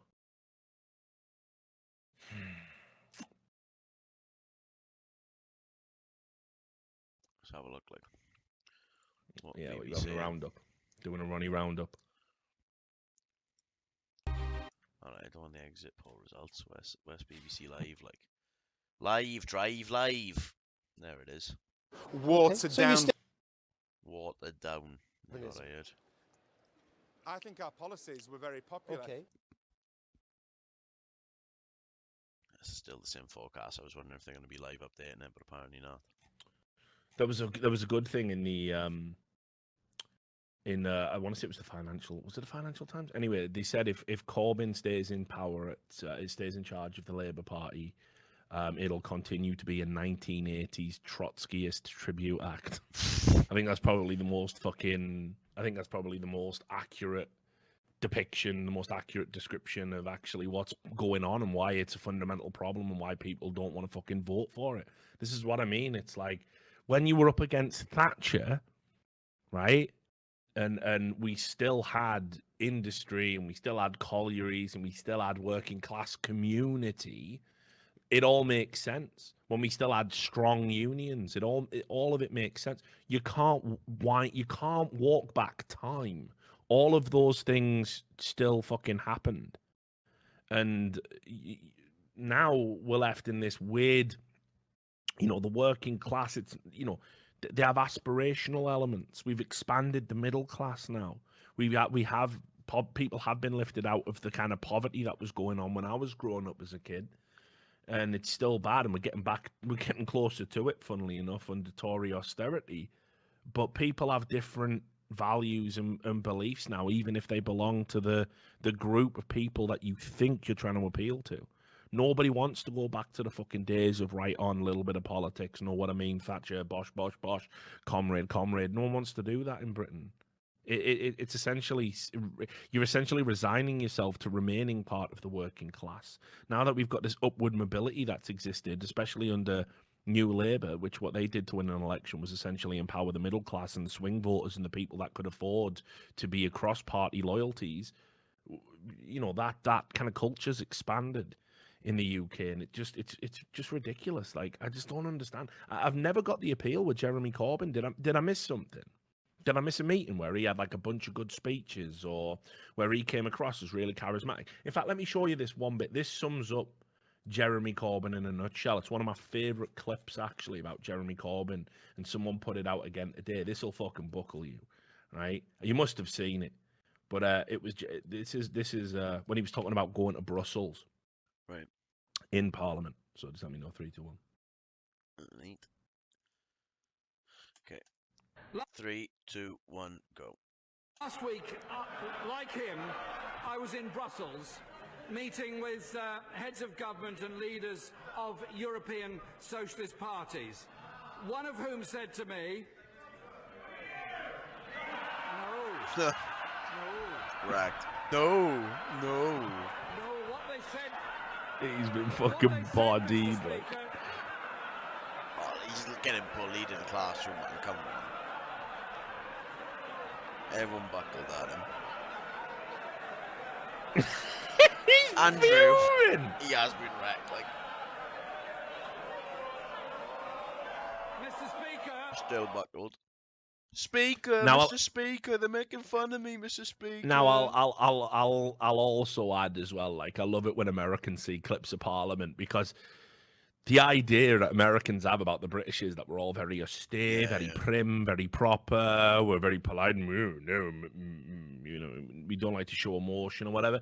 Then you look at our fucking Parliament, and it's just like a fucking zoo. It's just like a chimp enclosure in it, where like everyone's just fucking throwing shit at each other. It's like, yeah, our compared the American politics in sort of the chambers is way more fucking dignified than British politics by a million miles. Like like, just imagine getting dunked on and then just fucking having some 65-year-old Tory dab on you while a baying crowd of blue-tied cunts are all just, you fucking dickhead.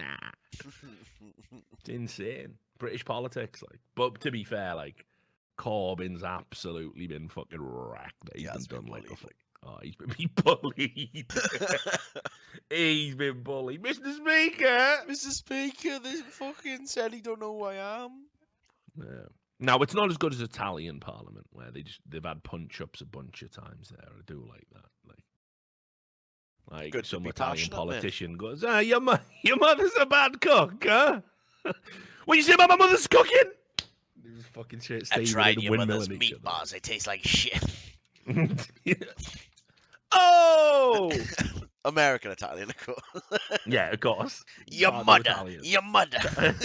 Yeah. Well, fangool, you give them some of that shit. What's that other one they say? Is it like, Fucking mortacci two ways. Isn't that like the worst one they say? No, disgraziad. I don't know why I know all the worst. Disgraziad is like a rat, like you disgraced the family. Disgraziad. Is it?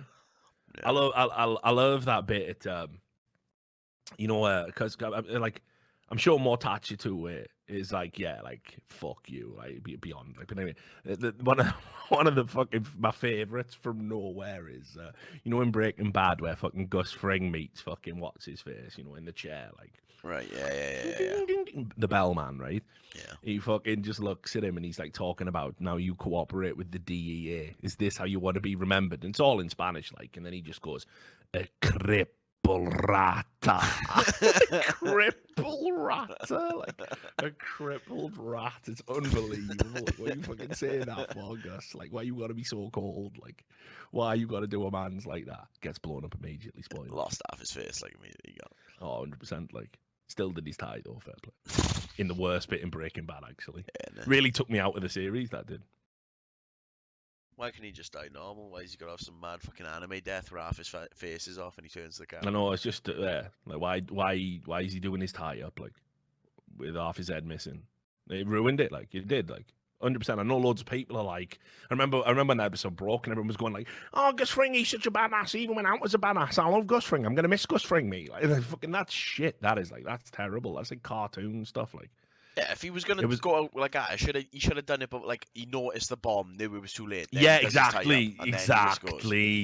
Exactly. Much better way to play the scene. Because he sees him going ding, ding, ding, ding, ding, ding, ding, ding, and instead of doing that ridiculous scream, he just goes and does his tie, and then he gets blown up, and then you don't have any of that cartoon nonsense. Like, see, me and you, right? Like, Vince Gilligan's good and all that, but he should get Rich and Sam do Breaking Bad. Did you watch the movie they did? The sequel? No, I still haven't watched El Camino. I'm gonna watch it though. It's on the list. I mean, Idi Amin. No, I mean, no. Let me like. It just didn't need to get made. Like. It just didn't need to get made. It just didn't. That's just everything nowadays. Like I watched it, I saw it, enjoyed it, like, but it just didn't need to get. It had like one good tense scene where he's full fucking in an house, like full in an house, like. Oh, he's full in an house. Fully in an house. No, he was all the way in the doors closed. Idiot meaning. Yeah, and he was in there. He was in there with the doors closed, fully in the house, and he was having a move around and that. And a hide, and that was good. But like, none of it just needed to happen. Like, you know, like, okay, good. I could have, I pretty much imagined the movie before they made the movie, because I was just thinking like, well, what would Jesse do now? Oh yeah, he'd probably do that, and he'd do that, and he'd do that, and he'd get away, and he'd go away, and he'd do that. And I was like, really? They did this mad thing as well, where they did a trailer where it was Skinny P being grilled by like the fucking investigators asking where he was, and he was giving this like mad tense thing like, yo, he's gonna be like a ghost, yo, and it was just like doing it, and that just wasn't in the movie, and that was like that was a good scene. Should have put that in. Yeah, but yeah, Better Call Saul, like, way better than El Camino by a million miles. Yeah, but you know, it wasn't either. You haven't seen Better Call Saul? Nah. Ooh, now you're fucking with the devil. That's where I like to blame it, and the devil. Now you're fucking with the devil, mate. Go what? By the way, shout out to the movie The Funeral. If anyone has seen The Funeral with Chris Penn in it, they know exactly what I'm talking about. With the scene with Chris Penn is just screaming, "You're fucking with the devil!" It's an obscure movie, I know. One person must have seen it. Rest in peace, Chris Penn, but he was a massive fat drug addict. It does happen. Like, you being overweight and having a cocaine habit, not good. Like, if the coke doesn't take the weight off, stop doing the coke. like, shout out to all celebrities out there. If you are over 300 pounds, cocaine is not for you. Or you can keep eating and stop beaking, but you can't do both. Yeah, you can't beat it if you. You can't be street beaking. You can't be eking. If you're eking, you got problems. Your heart's creaking. But yeah, man, you got to watch Better Call Saul. It's really good. Like, Better Call Saul is legit. It's a long one now. How many series are there? If you're gonna go to bed in a bit, like, just watch first episode. It'll suck you in. Like, will it? 100%. Who's in it? What's gonna fucking Saul? Like, yeah, I guess like Saul. Saul's in it. I don't know my first name. What's his last name? Like Goodman or the other one? Yeah, Saul Goodman. No, but it goes back before he's called Saul Goodman. Like what? But since before he was born. No, because that's the thing. That's an assumed name. You find out some all sort of of it. fraud Wicked. dead, like It's got the cunt from Spinal Tap. Spinal Tap and Simpsons. His brother plays his brother. Spinal Tap and the Simpsons plays his brother. Yeah, and he's wicked in it. What's it called? Christopher Guest or something. He's wicked in it. Like kills it. Right. It's honestly, man, it's brilliant. Like it might because of how the last seasons on Breaking Bad go, and it's like really up and down in the last season between like histrionics and complete nonsense, and Deus Ex Machina, and the last episode is just almost like you can never end a TV series properly. It is hard, like it really is hard. You've got the Sopranos ending, right, which is mad controversial, but. It got people talking, and in retrospect, it wasn't all that That's bad. how motherfuckers die, mate. The lights go out. That's the way I took it. All of a sudden. Yeah, no, but they foreshadowed that all season. Yeah, exactly. So I don't know why people kept saying like you never see when it's coming. You never know when it's gonna. Yeah, hit. he clearly got capped, like. But anyway, it was like Quantum Leap's a terrible example of how the end of the fucking series. Yeah, you remember Quantum Leap? I didn't watch it. You never watch it, but you know what it is, right? Yeah. You know, the cunt who goes through time to make the world better. He can only leap. He can only leap out of the body he's in once he's fixed the problem. So he goes back. He can travel anywhere in his lifetime for time, but he gets put in the body and he doesn't know why it's happening. He's got to stop bad things happening to the people whose bodies he leaps into, and then he leaps out. And he keeps thinking, if I keep leaping, because there's been a fuck up with his time machine. If I keep leaping, I'll eventually get home. Well, anyway, in the last cut, they do a two-parter for a sign-off, which can work sometimes. Star Trek: The Next Generation did a wicked two-parter sign-off, one of the best endings to a TV series of all time. Whatever. He fucking finds out. He ends up in a mine, like a mining town, where all of the people who are in this mining town are people who he's leapt into in the past. And it turns out he was doing it for God the entire time, right? Right. So we're already off to a bad start. It was God making him do it. And then he has to do one more leap, which is his mate, Al, who's the hologram, who tells him what to do and how to do it on his little communication thing from back in the lab. He was a Vietnam veteran, and he got caught. And while he was a prisoner of war, his wife fucked off with another man, and it completely wrecked him, right? So basically, the last leap he has to do is he has to leap into fucking Al and make sure he don't get POW'd. So he stays with his wife. He never joins the program. They never make the time machine. And the guy we know, the fucking Sam or whatever the fuck he's called, he just never existed, and he just leaps out of existence, and that's it. Crock of shit. So he helped all those people in his life got sucked out into the nether. Yeah, none of that happened. Nice one, God. It was basically the equivalent of fucking. It was all a dream. I used to read Word Up magazine. It was just like that at the end, like just Biggie Smalled me. Every day in salt, pepper, pudding, limousine. Yeah, exactly. Yeah, it didn't happen. The whole 5 years of TV didn't happen. So yeah, it was a bit of a nightmare. But then you got stuff like MASH, which was wicked, where you find out Hawkeye killed a baby because he was scared of getting shot. Straight wicked, like. That's because, mate, imagine ending a comedy like that. These references are a bit fucking old. So we're going from a bit old. Quantum Leap. What was that? 1989. Oh, fuck up. That was 90s easy. I was watching it in the last episode was 1993. watching it in the 90s. And then the last episode of MASH was in 1983, mate. Yeah, mate. There I was in my prime. I wasn't even close to being alive. 40 years old I was.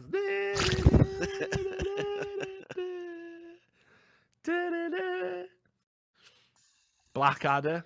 That was a good ending. That's more closer to my Blackadder. Yeah. Blackadder goes forth. Good ending. Sad, like. When you realise everyone did get killed in the war, and it wasn't. What about Dad's Army, mate? Did you watch that? That finished in 1977. Oh, hang on. You dropping boomer? You calling me a boomer for referencing Quantum Leap and MASH, and then you go, yeah, what about Dad's Army though? No, I Straight fire just, that I'm was. Just that old school films. I don't know what happened in it really. I know it was a war series. What, you actually used to watch Dad's Army? No, but I've probably seen a few episodes. It was on in my life. They still played it, like. The mad thing was with Dad's Army, right? You know the little old cunt with the round glasses? What was his name? The one who used to scream, "Don't panic! Don't panic!" You know what I mean? I'm looking now. Like that cunt. He was really the youngest cunt, and he lived the longest out of all of them. Even the gay one with the scarf died before him. I can't even find the names, but main wearing people are saying. Well, I don't know. It's no loss for Arthur Lowe. Arthur Lowe. Yeah, Arthur Lowe. He was Captain Mannering, wasn't he? Yeah, he was Captain Main wearing. Yeah. Wearing. Clive Dunn, that was the cunt. Clive Dunn is Lance Corporal Jones. Yeah. See, we've got all the Dad's Army fans in the chat. Shout out to the fucking Dad's Army. Yeah, there was never any chance of me having a young audience, was there really? Like, I always wonder, like, we're literally having a fucking talk about Dad's Army. Yeah, and I did used to watch the Golden Girls as well. That's fucking tragic. I used to watch that as a kid. Used to watch that with my grandma. She used to love the Golden Girls. Oh, that Rue McClanahan, so feisty, she used to say. She never said that. Like, she couldn't talk. She didn't have vocal cords. She weren't really watching anything. Yeah, she didn't have vocal cords, bless her. Well, not bless her. She was a bitch, like. I helped remove them, really, but. Yeah, with a fucking karate chop. Shut up now, I'm watching Golden Girls. Right, let's have an update, Sam. Right. Let's have an update. Oh, I feel a sneeze coming on. All right. Oh, Labour down 18 from last year. Nice. Rather, it's 2017. Christ, Ian Duncan Smith still going, is he? He survived in Chingford, apparently. I mean, fucking hell, I just about survived when I went to Chingford as well. He survives in Chingford and Woodford Green with a majority of just over 1,000. Yeah, he used to be. He's a former Tory leader, Ian Duncan Smith. So the fact that he's barely holding on to his fucking constituency is not great. Like, but they usually put all the ex-leaders in the heavy hitter places, don't they? Yeah. So, but yeah, it's bad. It is bad, mate. Not even going to make it awkward and force a coalition. Straight majorities in. I know, yeah.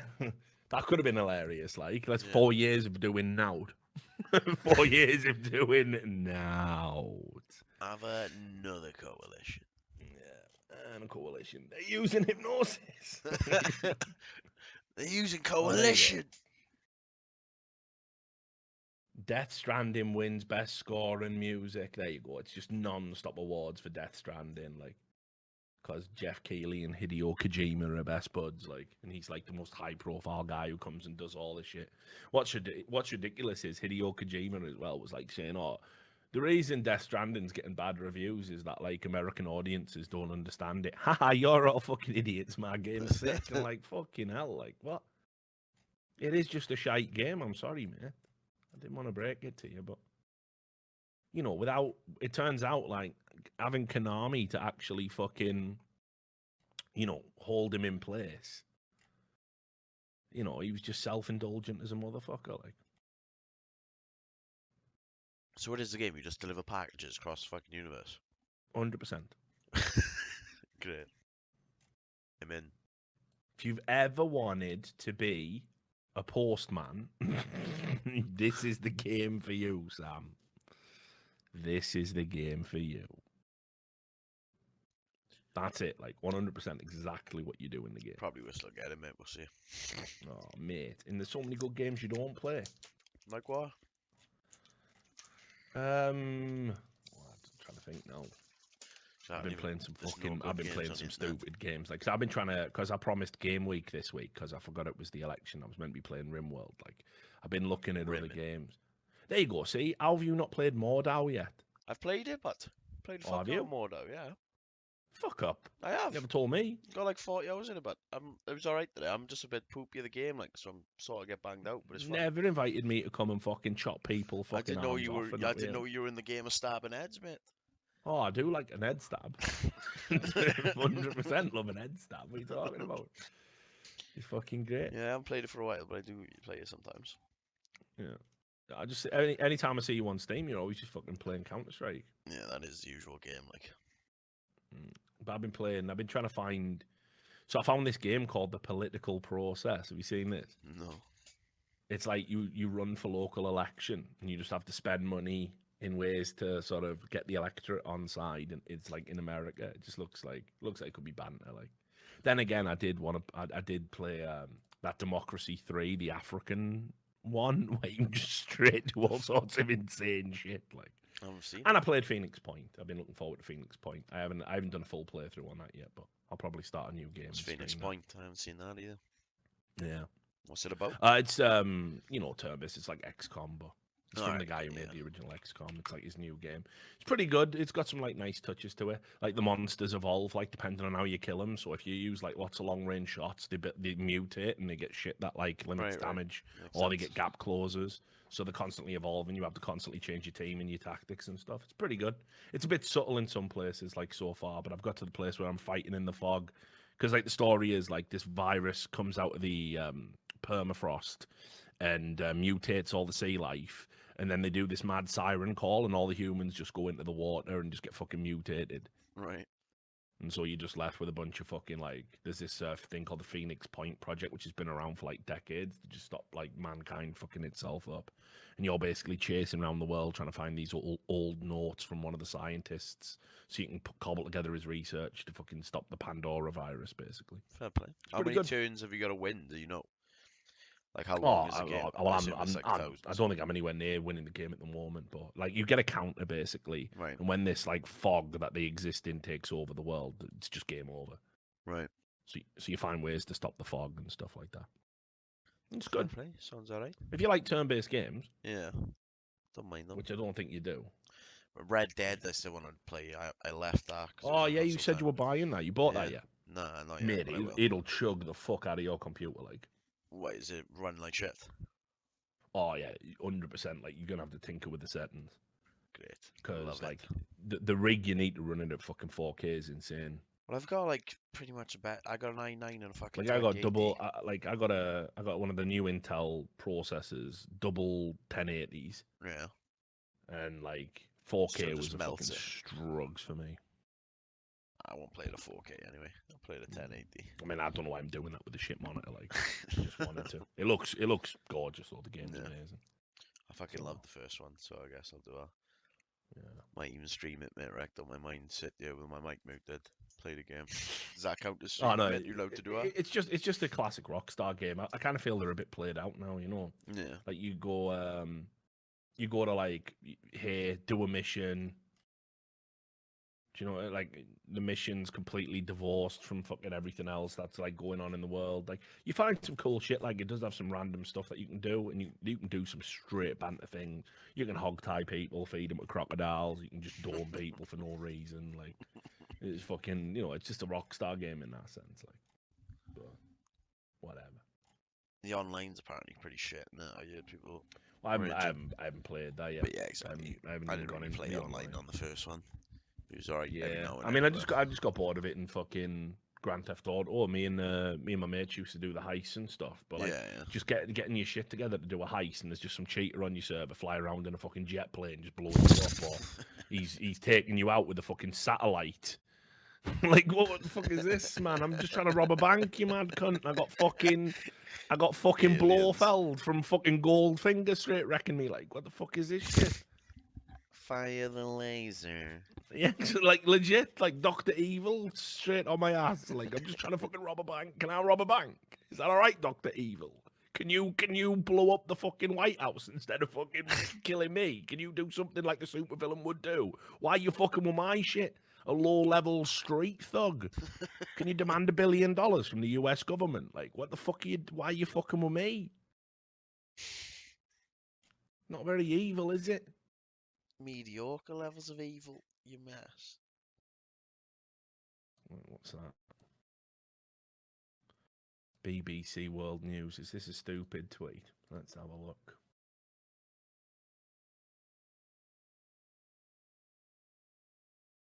Oh, God, did you see everyone losing their mind over this?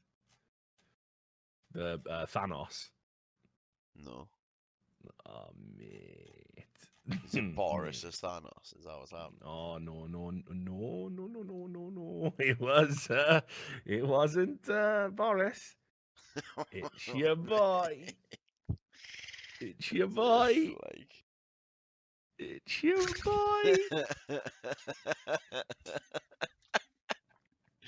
What a mess. Like, yeah, so like a pack basically put together a clip, right, where it's fucking Trump, and in the video he says, "I am inevitable."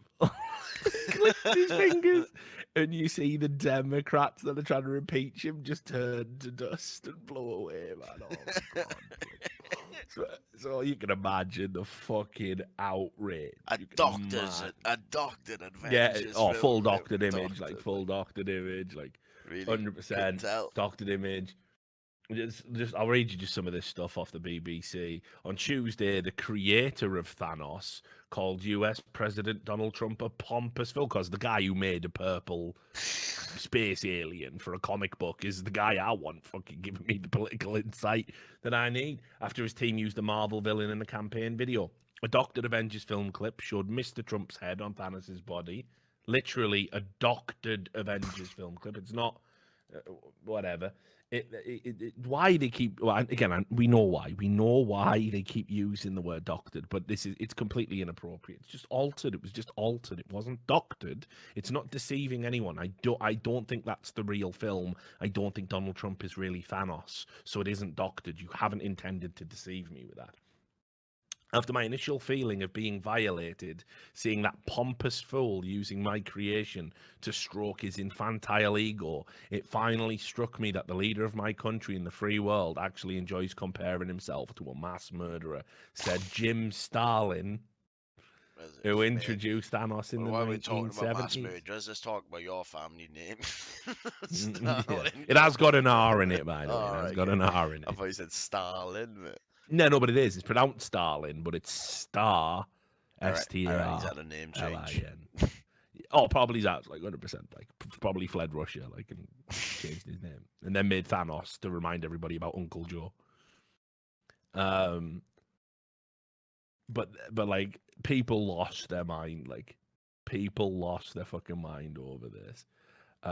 The responses on Twitter included one from historian and author Kevin M. Cruz, who noted, "You've made Trump a supervillain and depicted him in the scene where his plan to kill everyone in the universe falls apart due to his arrogance and incompetence." Fellow Twitter user Andrew Madsen joked, "No way anyone involved with this saw the last two Avengers movies, lol." Another operating under the name Yagalanta suggested the latest tweet, just like Mr. Trump's recent photo showing his head on Rocky's body, was a method of trolling and triggering the libs, referring to liberals. Who else? Who else is it referring to? He was quoted as saying, "Own dem libs," meaning liberals. He was heard saying, "Only fucking morons would get upset about this," meaning liberals. There you go. That's the sentence you need there, right? But anyway, yeah, it actually made the news again, comparing himself to Thanos now. Purple man bad. Like, what a time to be alive it is, Sam. I thought we were going to fucking be so much further ahead as a species by now. I'm not going to lie. I thought maybe I'd be part of the generation that'd live forever and would never have to die, and we'd solve all of our problems, and we would just live in prosperity and peace. Just start shooting stem cells now. You and your stem cells. Just need to start buying yourself time. I still haven't had one. Like, I'm gonna get some for Christmas. Like, I might go down there on Christmas Day. See if they do. Ask them if they do a 2-for-1 offer. But if they do, I'll book mine in advance. You know it's Vegas, mate. You know they love a fucking diamond deal. Like, see if you can get a 2-for-1 offer. So you'll be back in 6 months with someone else to inject. Does anyone know why a guy called Donald... Who the fuck is Donald Mustard? Like, Donald Mustard at the Games Awards. Like, fucking Donald Mustard. Like, who is What's he want? Condiment. I don't even know. You just look at him, mate. He looks like a fucking potato. Oh, that's just had, like, hair plugs put in it, like... with some glasses on. Look at him. It's Donald Mustard, but fucking hell. Poor lad, his surname is Mustard. Like. Yeah, it's rough. Like, yeah, tough one, tough break, kid. Tough break. Having to go to school like that. Donald Mustard. But he got fucking bullied. Like, bet he was abused. At school, I mean. Like, starting spitting tea out. Obviously, abused at school. You know. Not at all. Like, Ed. That would have sailed if you just hadn't fucking spat you. That's the tea. If you just hadn't fucking spat your fucking tea out, like. It's just the way you said it. But he was abused. Well, yeah, but at school, like. Yeah, I'm sure you That's was. the tea. Yeah, things are starting to look blue, mate. Do you want to have a look at the map? The depressing map at the top of that page. Yep. Oh, Guardian. I haven't looked at their site yet. Stockton-on-South, Redcar, Scarborough, Workington, Carlisle, Copeland. Yeah, mate, Labour have been fucking done here. Like, it's so bad. It's like all the red places that came in early were just like, yeah, I should be red, that'll be red, that'll be Labour, that'll be that. All these bits in the middle, blue. How many votes? Captain Beanie got 731 votes, mate, this year. Round of Oh, applause did he? for Captain Where Beanie. was he running? Where was Captain Beanie going? Mate. Captain Beanie. Let me have a look. 731 votes. Captain Beanie votes. Let's have a look. Let's have a look. Has he tweeted anything out? Oh, he's got a campaign video, mate. Oh yeah, man. I'm sure he has. He was running big. Called Vote Beanie, like. Mate, he beat the Green Party. He was only 300 votes away from the fucking Lib Dems. How sad is that, like? No way, Captain Beanie, mate. How's he beating real fucking political parties? Like, he's just a man in an orange suit, like, with tattoos on his head instead of hair, man. He's got beans tattooed on his head, but... He's still looking for it up a fight, don't he?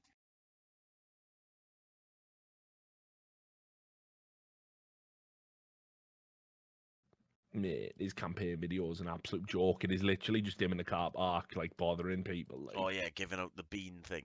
I think he's just going up to people and saying, so taxes and that, eh? And he's saying people should vote for him because he's got a lot of experience working with people, like, in his role as a man who is obsessed with beans. Like, it's a fucking job interview. Like, I think I would be good as a member of parliament because I like beans. What's this clip that he's got pinned, like, from last year? He was on Blind Dates, mate. He was on Judge Rinder as well, but to spin it back to earlier, like, he was on Judge Rinder's show.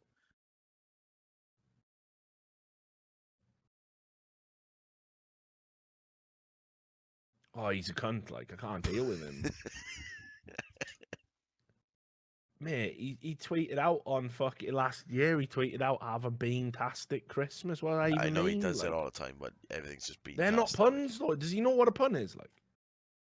Does he know that it has to be like a play on words? It's got to sound like, well, what's bean-tastic, like? Like, it doesn't even sound like fantastic, does it? No, it's got beans in it. And who has beans at Christmas? So it doesn't work on any level, does it? And he's getting votes, is he? 703 at 700 and what? 13, I think. 713 people voted for a man obsessed with beans. That's Donald Mustard. Captain Bean and Donald Mustard should fucking pair up. Yeah, 731 minutes.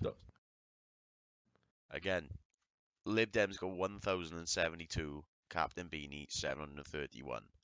Green Party 450. That's a banging picture, like.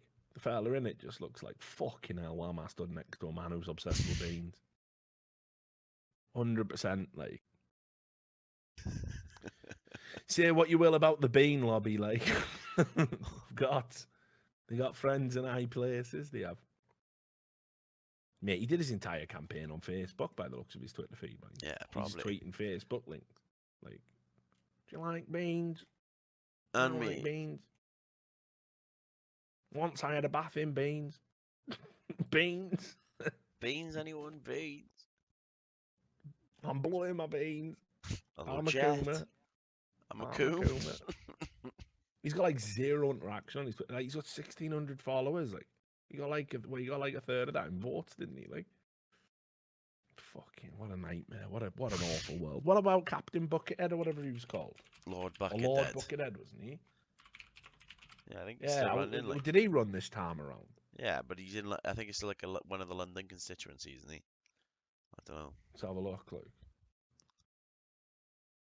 he's still going, mate. Well in, like. Apparently, he was running against someone called Count Binface. Oof. Harsh competition, like. Have you got to do anything to be able to stand? Like, have you literally just got to say, put a bucket on your head, evidently? Is that literally it? Like just look at this video here. Just play just the state of this. Like, Americans don't get it. They don't understand British politics at all. They don't understand that this is like something that's actually real. Like, this isn't a meme. Like, this is a real fucking thing. Don't need the sound, do I? I mean, probably not. Like, that's just fucking Star Wars music. Count Binface, mate. Uxbridge and South Bruise Lip, like. Like a bruised lip. South bruised lip. Like, look at him just dabbing, like, in the fucking line. Battled Margaret Thatcher, mate. Getting 131, what a boy. Yeah, he's been going, mate. Like, he's been going for ages. Count Buckethead or Lord Buckethead or whatever fucking rank he's got now. I wonder if it's the same guy or is it like that Andy Kaufman character, like, where they just replace him? No, it's him, like. 100%. It's just you can't tell he's getting older because he's got a bucket on his head. Like. Yep. Living the dream, mate. Tonight on John Oliver. Slightly more shit than fucking Glastonbury. Like, I'd rather be in Glastonbury. See, the guy who come up with the idea. Yeah, mate, it's all happening. Yeah, you see. Now fucking Count Binface is in the mix, like, so what are you gonna do, like? Like, can you even imagine it, like? As if he's been. Here's the thing: if you're pissed off with the political system, why not just vote these headers in? You may as well, like. Everyone says they're sick of it. Everyone says they're sick of the system, and then a man wearing a bucket on his head comes in and says, "Vote for me," and you won't do it, will you? Oh, well, that's too silly, mate. That cunt's going to take all your benefits away, and that cunt wants fucking the communist utopia. Like, vote for the guy with the pin on his head. You may as well, man. Artist formerly known as Buckethead, like. Wish Prince had never done that, by the way. Wish he'd never put a symbol on his head. Wish he'd just put a bucket on there and said he'd still be alive. Purple bucket, purple bucket. Not your best work. not your best work. Timestamp that, I think. Labour hold in Durham. So there's that. So there is that. It's not. There's no point, mate. It's over. Like, it's done. Yeah, you're right. Yeah, fuck it. Polishing a turd, man. Story of my life. Plus 24 for Conservative. Minus 17 for Labour. Fucked it.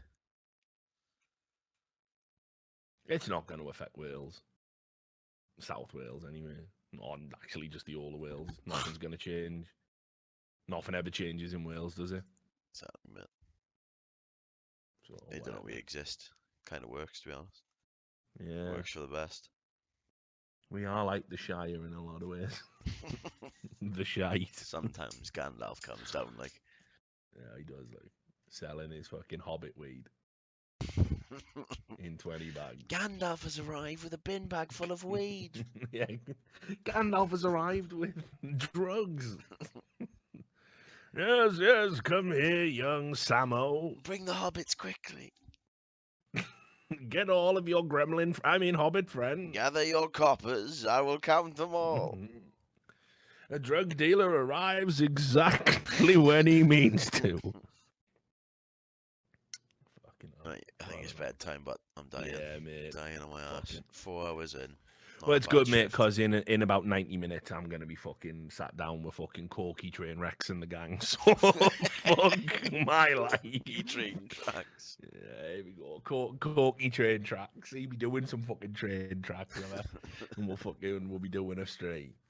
So, all right, mate. I'll let you bounce. I'll play us out. So there you go. The election was shite. Tory majority. Labour's shit the bed. Corbyn's a cunt. Fuck it. Don't know what else to say, really. Just Corbyn out. Time for a fresh change at the Labour Party. 4 years of Tories. 4 years of Boris Johnson. Glad I don't live in the UK. I hope I never get deported. It's bollocks. Thanks to everybody who dropped by. Thanks for the fucking donations and subs and your horrible UK stories. Now I've got to give a shout out to Welber's TV, biggest donation of the stream with $50, mate. Appreciate it, my brother. Anyway, if you want to drop by when Train Tracks is doing his stream later tonight, whenever it is, I don't even know. Apparently, it's not going to be early because he just did a 38-hour stream. Wonder how he got through that without sleeping. So anyway, shout out to Sam for pressing the buttons. If Train Tracks don't show up, I'll Rimworld it or something tonight. But I'm off to get someone to eat. So thanks to you all. Much love. UK's fucked. See you later. You wanna play golf?